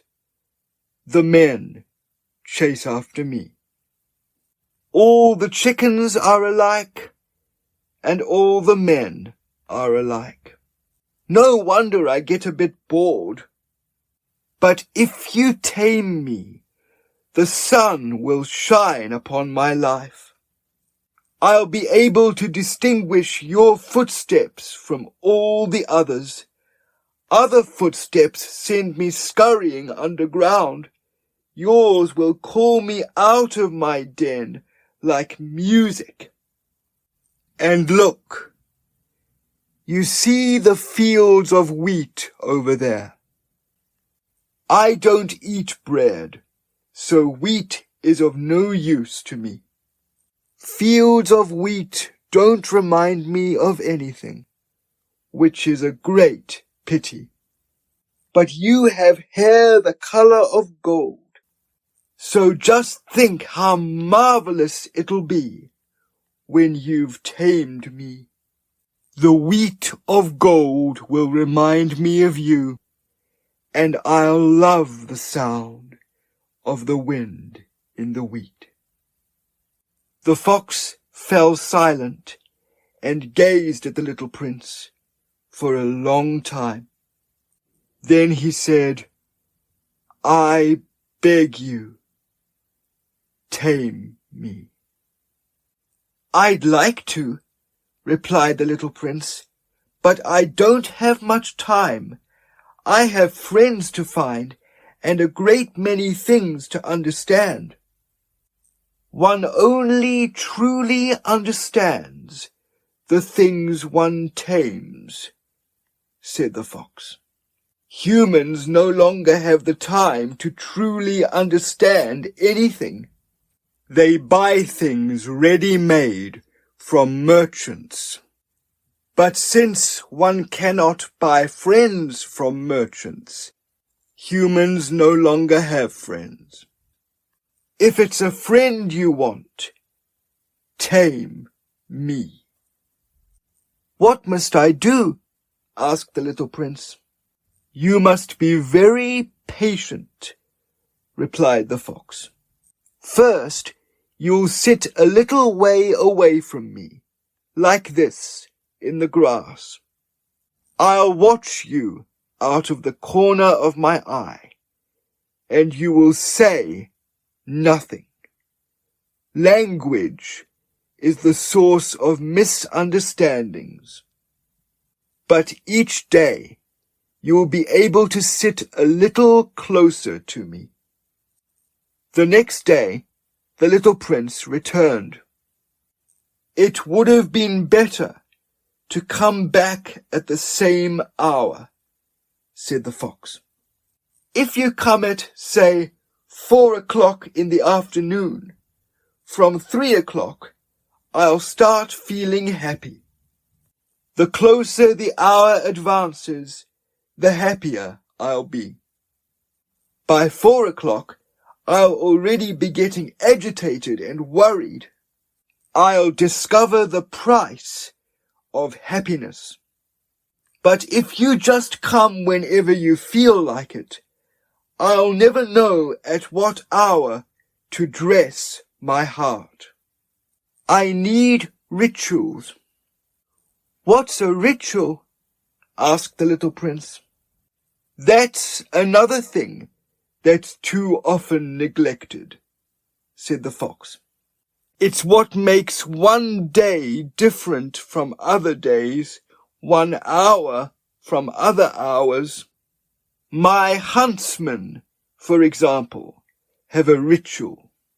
On Thursdays, they dance with the girls of the village, so Thursday's a marvelous day for me.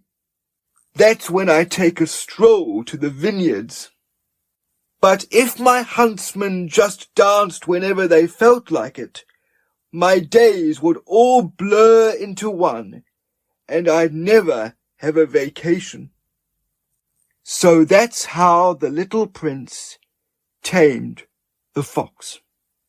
And when the hour drew near for the little prince to depart, "Oh dear," lamented the fox, "I shall weep." "You must have known it would come to this," said the little prince.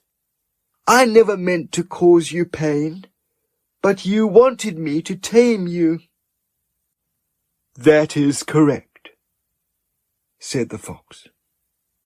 "But you're still going to weep?" asked the little prince.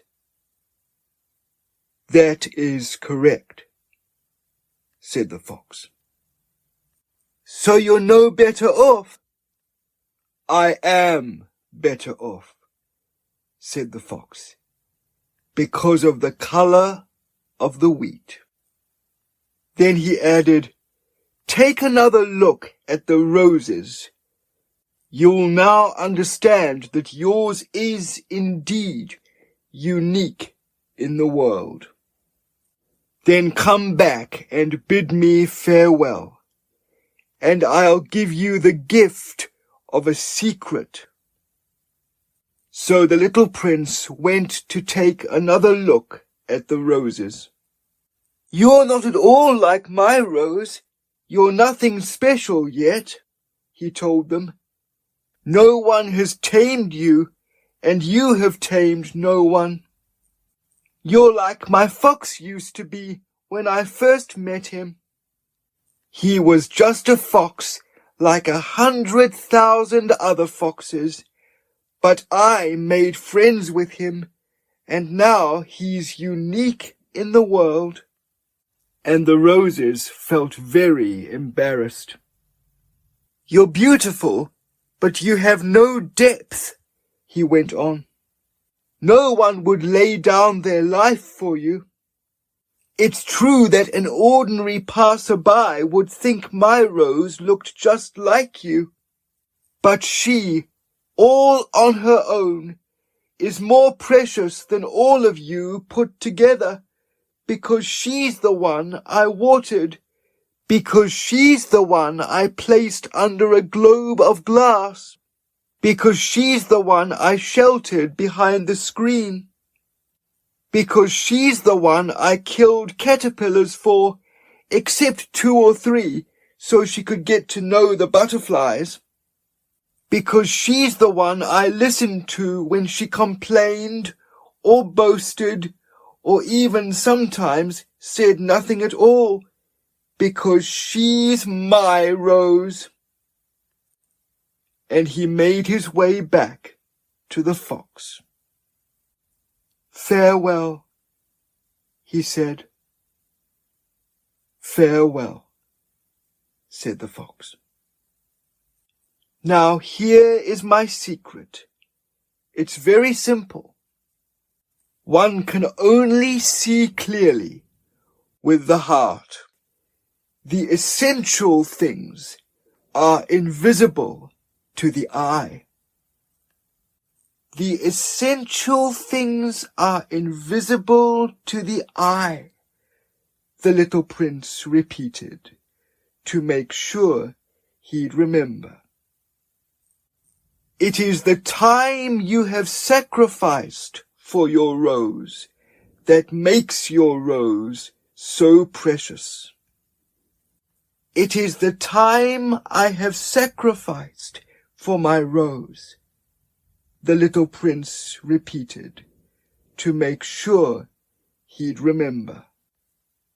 "Mankind has forgotten this truth," said the fox. "But you must never forget it. You become responsible forever for what you have tamed. You are responsible for your rose." "I am responsible for my rose," the little prince repeated, to make sure he'd remember. Chapter 22. "Good day," said the little prince. "Good day," said the signalman. "What do you do here?" asked the little prince. I sort the passengers into groups of 1,000, said the signalman. I send off the trains that carry them, sometimes to the right, sometimes to the left. And an illuminated express train, rumbling like thunder, made the cabin of the signalman tremble. They're in such a hurry, said the little prince.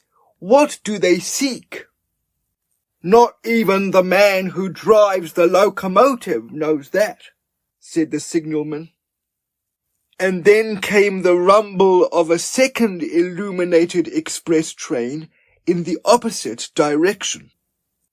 Are they coming back already? Asked the little prince. They're not the same ones, said the signalman. It's an exchange.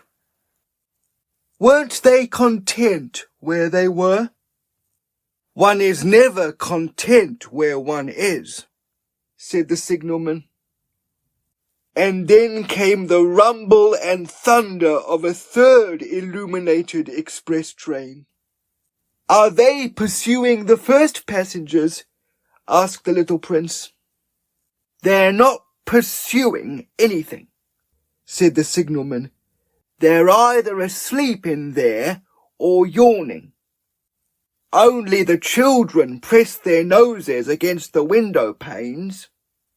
Only the children know what they seek, said the little prince. They sacrifice their time on a rag doll, and she becomes very precious to them. And if she's taken away from them, they cry. They're the lucky ones, said the signalman. Chapter 23.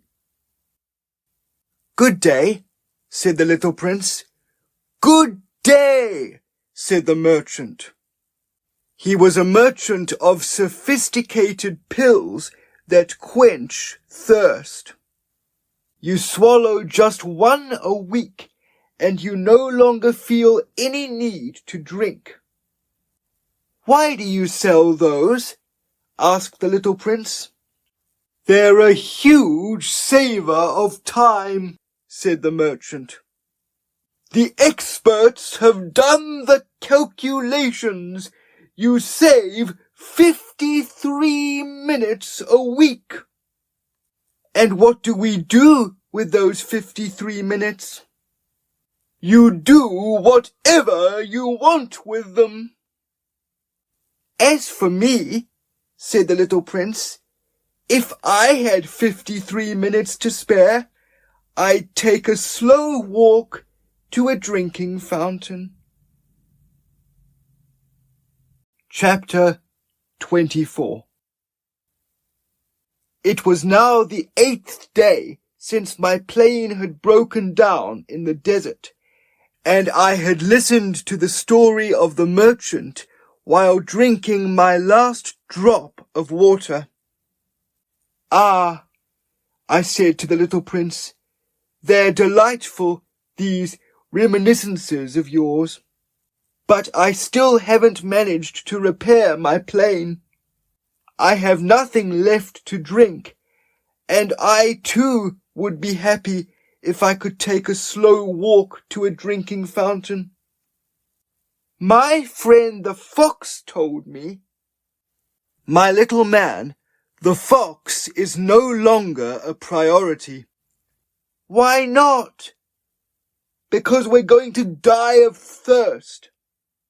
He couldn't follow my reasoning and replied, It's good to have had a friend, even if you're going to die.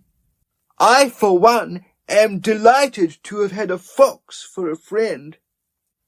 He has no sense of danger, I told myself. He's never hungry or thirsty. A little sunshine is all he needs. But the little prince looked at me and read my thoughts.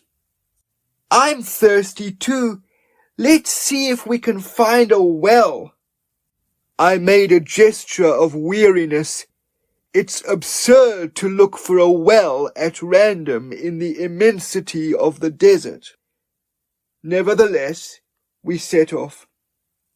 When we had walked for hours in silence, night fell, and the stars began to shine.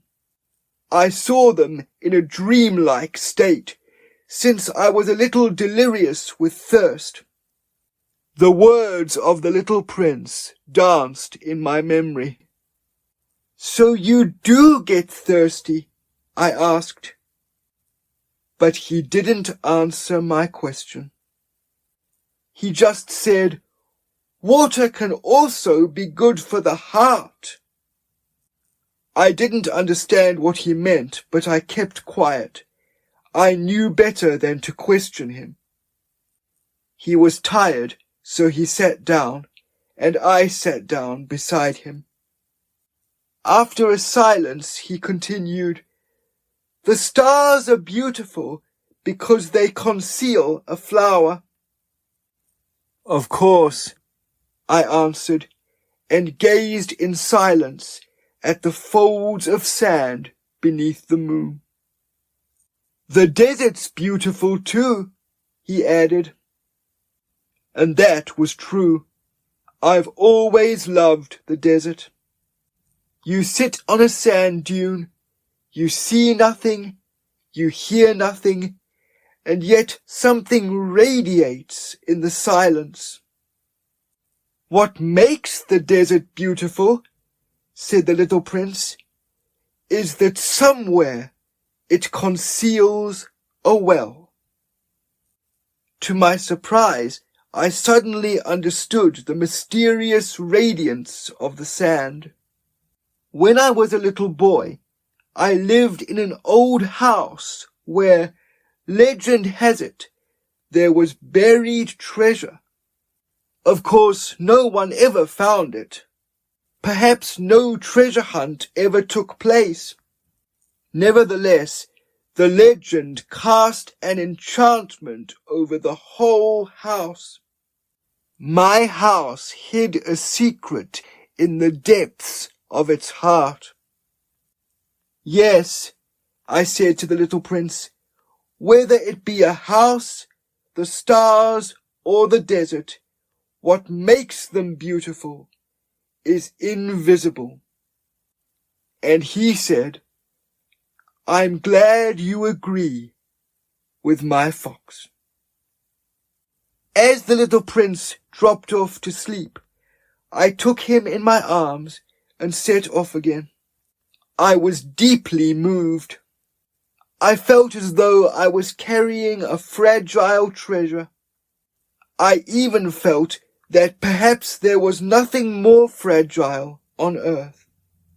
In the moonlight, I gazed at that pale forehead, those closed eyes, those locks of hair trembling in the wind. And I said to myself, what I see here is only a shell. What's most important is invisible. As his lips parted in a half smile, I added, what moves me so deeply about this little sleeping prince is his faithfulness to a flower, to the image of a rose that shines within him like the flame of a lamp, even as he sleeps. And this made him seem even more fragile. It is necessary to protect lamps well. A puff of wind can extinguish them. And I walked on in that fashion until, at the break of day, I discovered the well. Chapter 25. Everyone jumps into express trains, said the little prince, but they no longer know what they seek. So they get all agitated and go round in circles. And he added, it's not worth it. The well we had reached look nothing like any other wells in the desert of Sahara. The wells in the desert of Sahara are simple holes dug in the sand. This one looked more like the well of a village, but there was no village in sight, and I thought I must be dreaming. "That's strange," I said to the little prince. "Everything's ready and waiting. The pulley, the bucket, the rope." He laughed, touched the rope, and set the pulley in motion. And the pulley creaked the way an old weather vane creaks when the wind's been asleep for a long time. "Can you hear?" asked the little prince. "We've awakened this well, and it's singing." I didn't want him to tire himself out. "Leave it to me," I told him. "It's too heavy for you." Slowly, I hoisted the bucket to the rim of the well and set it down, making sure it was perfectly balanced. The song of the pulley resounded in my ears, and in the water, which still trembled, I watched the sun tremble too. "I'm thirsty for that water," said the little prince. "Let me have a drink." At last, I understood what he'd been seeking. I raised the bucket to his lips. He drank with his eyes closed. It was as sweet as a celebration. This water was more than just a drink. It was the culmination of our walk under the stars, the song of the pulley, the effort of lifting the bucket. It was indeed good for the heart, like a present. When I was a little boy, the lights of the Christmas tree, the music of midnight mass, the sweetness of smiles, all contributed to the radiance of the Christmas present I received.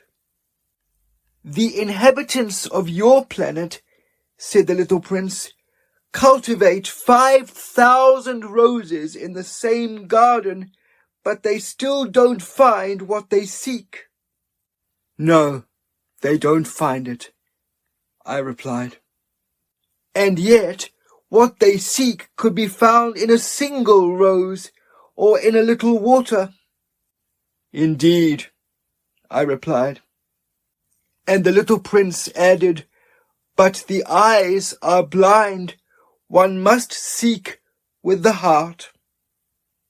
By then, I too had drunk some water. I could breathe easier. The sand at the break of day is the color of honey. That honey color also made me happy. So why did I still feel so sad? "You must keep your promise," the little prince said gently, sitting beside me again. "What promise?" "You know, a muzzle for my sheep. I'm responsible for this flower."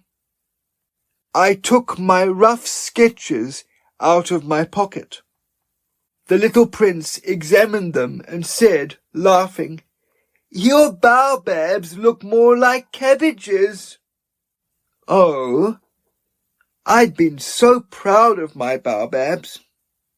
"Your fox, his ears, they look more like horns, and they're too long." And he laughed again.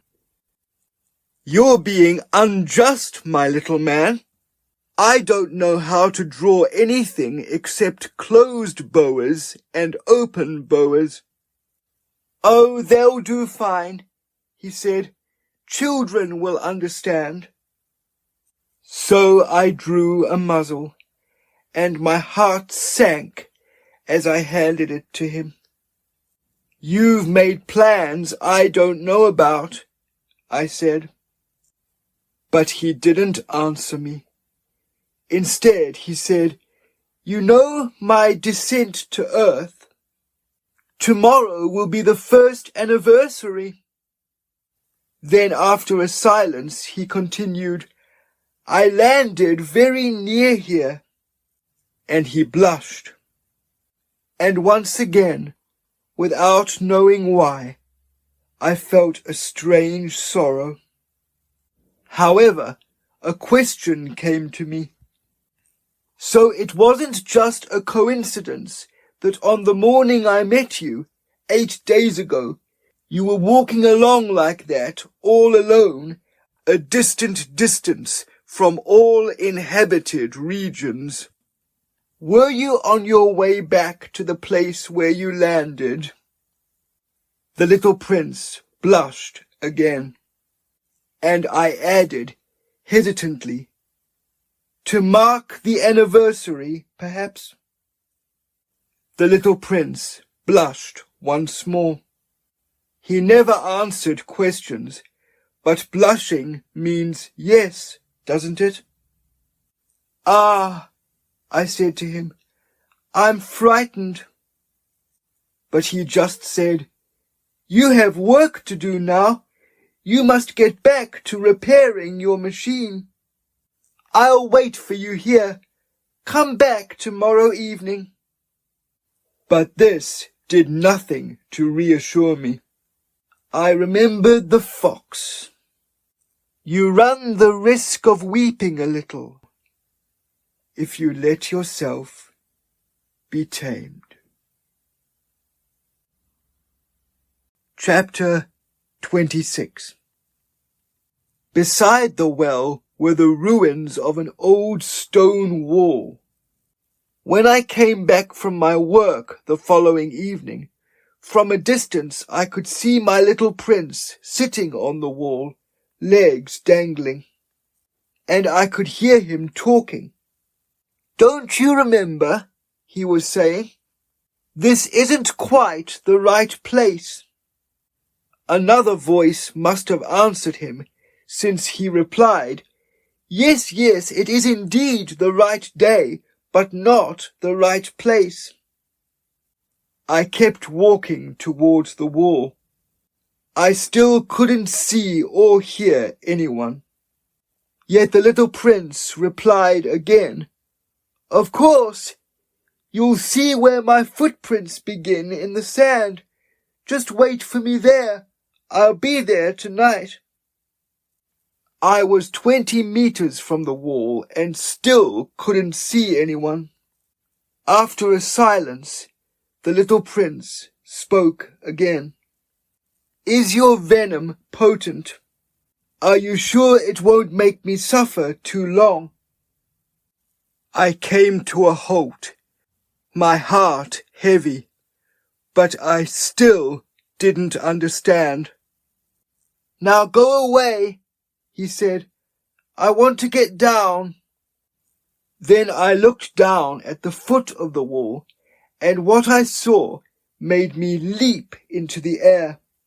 There it was, rearing up at the little prince, one of those yellow snakes that finish you off in 30 seconds. Groping in my pocket for my revolver, I started running. But at the noise I made, the snake let itself sink gently into the sand, like the last jet of a dying fountain. Then, not in any hurry, it threaded itself between the stones with a faint metallic sound. I reached the wall just in time to catch my little man of a prince in my arms, his face as white as snow. "What's the meaning of this? You talk to snakes now?" I had loosened the scarf of gold he always wore. I had moistened his temples and made him drink some water. And now I didn't dare ask him any more questions. He looked at me gravely and put his arms around my neck. I felt his heart fluttering, like a bird that's been shot by a rifle and lies dying. He said to me, "I'm glad you found out what was the matter with your machine. Now you'll be able to return home." "How did you know?" "I was just coming to tell him that I'd succeeded against all odds." He didn't answer my question, but added, "I'm going home today too." Then sadly, "It's much further and much harder." I sensed that something extraordinary was taking place. I held him in my arms like a little child, yet it seemed to me that he was plunging headlong into an abyss, and I was powerless to stop him. His expression was serious, like someone lost far away. "I have the sheep," he said, "and I have the box for the sheep, and I have the muzzle." And he gave a melancholy smile. I waited a long time till I felt him gradually reviving. "My little man, you had a fright." Of course he'd had a fright, but he laughed softly. "I'll be far more frightened tonight." Once again my blood ran cold with a sense of the irreparable, and I realized I couldn't bear the thought of never hearing that laugh again. For me, it was like a fountain in the desert. "My little man, I want to hear you laugh again." But all he said was, "Tonight marks 1 year. My star will be directly above where I landed last year." "My little man, tell me this is all just a bad dream, this business with the snake, and a meeting place, and a star." But he didn't answer my plea. He just said, "What's important cannot be seen." "Of course." "It's like with the flower. If someone loves a flower that lives on a star, he finds it sweet to gaze up at the night sky because, for him, all the stars are in bloom." "Of course." "It's like with the water. The water you gave me to drink was like music because of the pulley and the rope. Don't you remember how good it tasted?" "Of course." "So at night you must be sure to look up at the stars. My home's too small to show you where my star is. It's better that way. For you, my star will be one of many stars. So you'll love looking at all of them. They'll all be your friends. And what's more, I have a present for you." And he laughed again. Ah, my little man, my little man. I love hearing that laugh. "Exactly. That will be my present. It will be like it was with the water." "What do you mean?" "The stars mean different things to different people. For travellers, the stars are guides. For others, they're nothing more than little lights in the sky. For scholars, they're puzzles. For my businessmen, they were riches. But all those stars are silent. You, and you alone, will have stars like no one else has." "What are you trying to say?"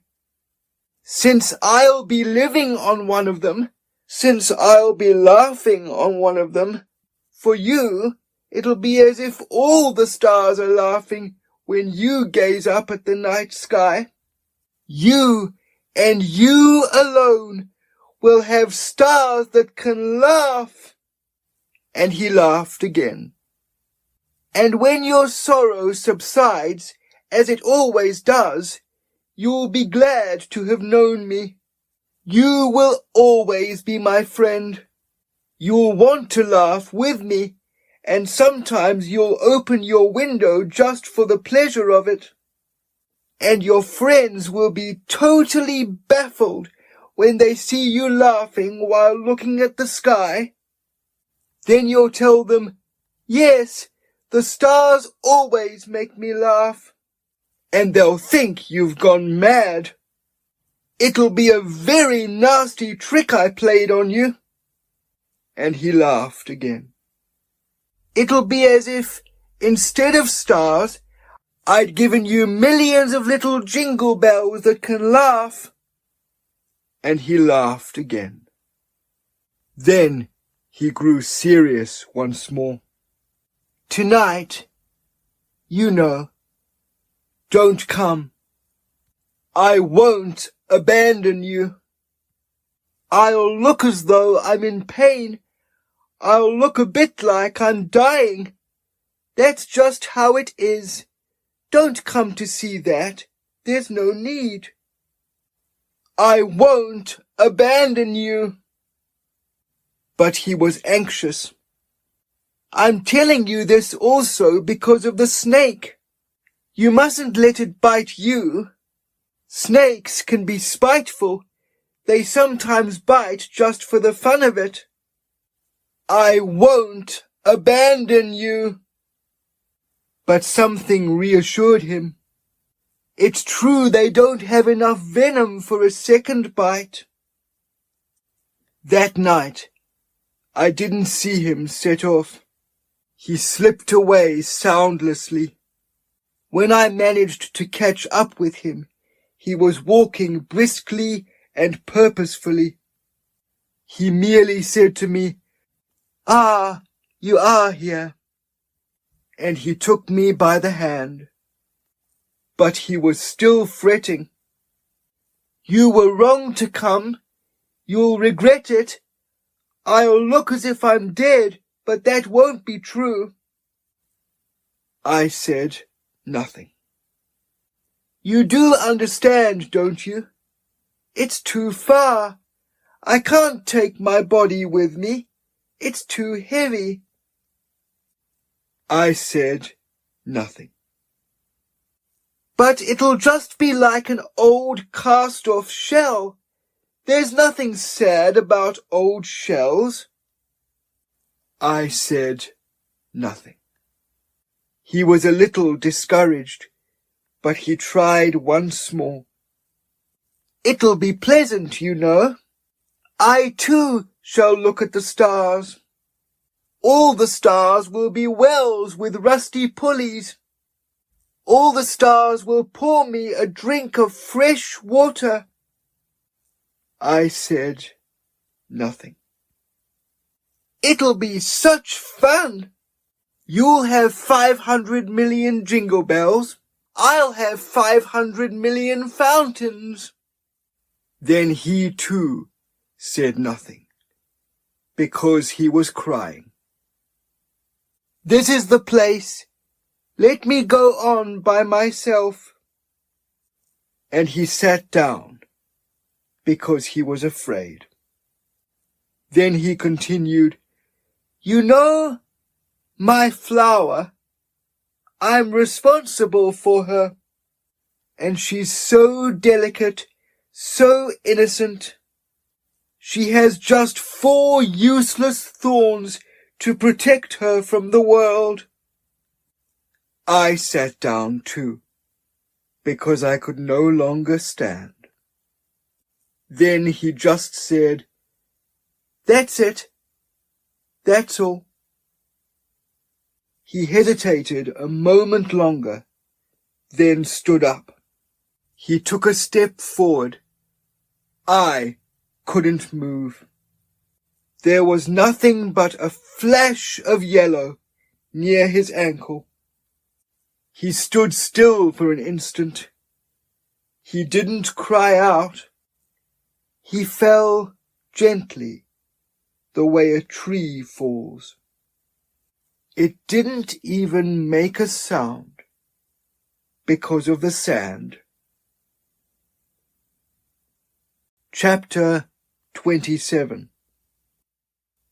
And now, of course, 6 years have already gone by. I've never told this story to anyone.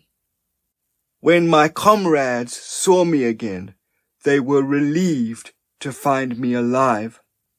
I felt sad, but I told them it's fatigue. Now, my sorrow has subsided a little. I mean, not much. But I know for a fact that he returned safely to his planet, because at the break of day, I couldn't find his body. It wasn't such a heavy body, after all. And at night, I love listening to the stars. They're like 500 million jingle bells. But I made one extraordinary oversight. When I drew the muzzle, I forgot to add the strap of leather. So the little prince will never have been able to fasten it on his sheep. It makes me wonder what has happened on his planet. Maybe the sheep has eaten the flower after all. Sometimes I say to myself, surely not. The little prince places his flower under her globe of glass every night and keeps a close watch over his sheep. Then I'm happy, and all the stars laugh sweetly. But at other times I say to myself, everyone gets distracted once in a while, and that's all it takes. Perhaps he forgot the globe of glass one evening, or the sheep got quietly out of its box in the middle of the night. Then all the jingle bells turn into tears. It's a great mystery. For those of you who love the little prince as much as I do, not a single thing in the universe remains unaffected by whether a sheep we don't know, in a place we don't know, has eaten a rose. Yes or no? Look up at the sky. Ask yourself, has the sheep eaten the flower? Yes or no? And you'll see how this changes everything. And no big person will ever understand why this is so important. This is, for me, the loveliest and saddest landscape in the world. It's the same landscape as in the previous drawing, but I've drawn it again so you can see it clearly. It's where the little prince appeared on earth, then disappeared. Look carefully at this landscape to make sure you recognize it if you travel one day to the African desert. And if you happen to pass this spot, I beg you, don't hurry by. Wait a little while, just under the star. Then if a child comes up to you, if he laughs, if he has hair of gold, if he doesn't answer your questions, you'll easily guess who he is. Then, please, comfort me. Don't leave me so grief-stricken. Write and let me know, straight away, that he's come back.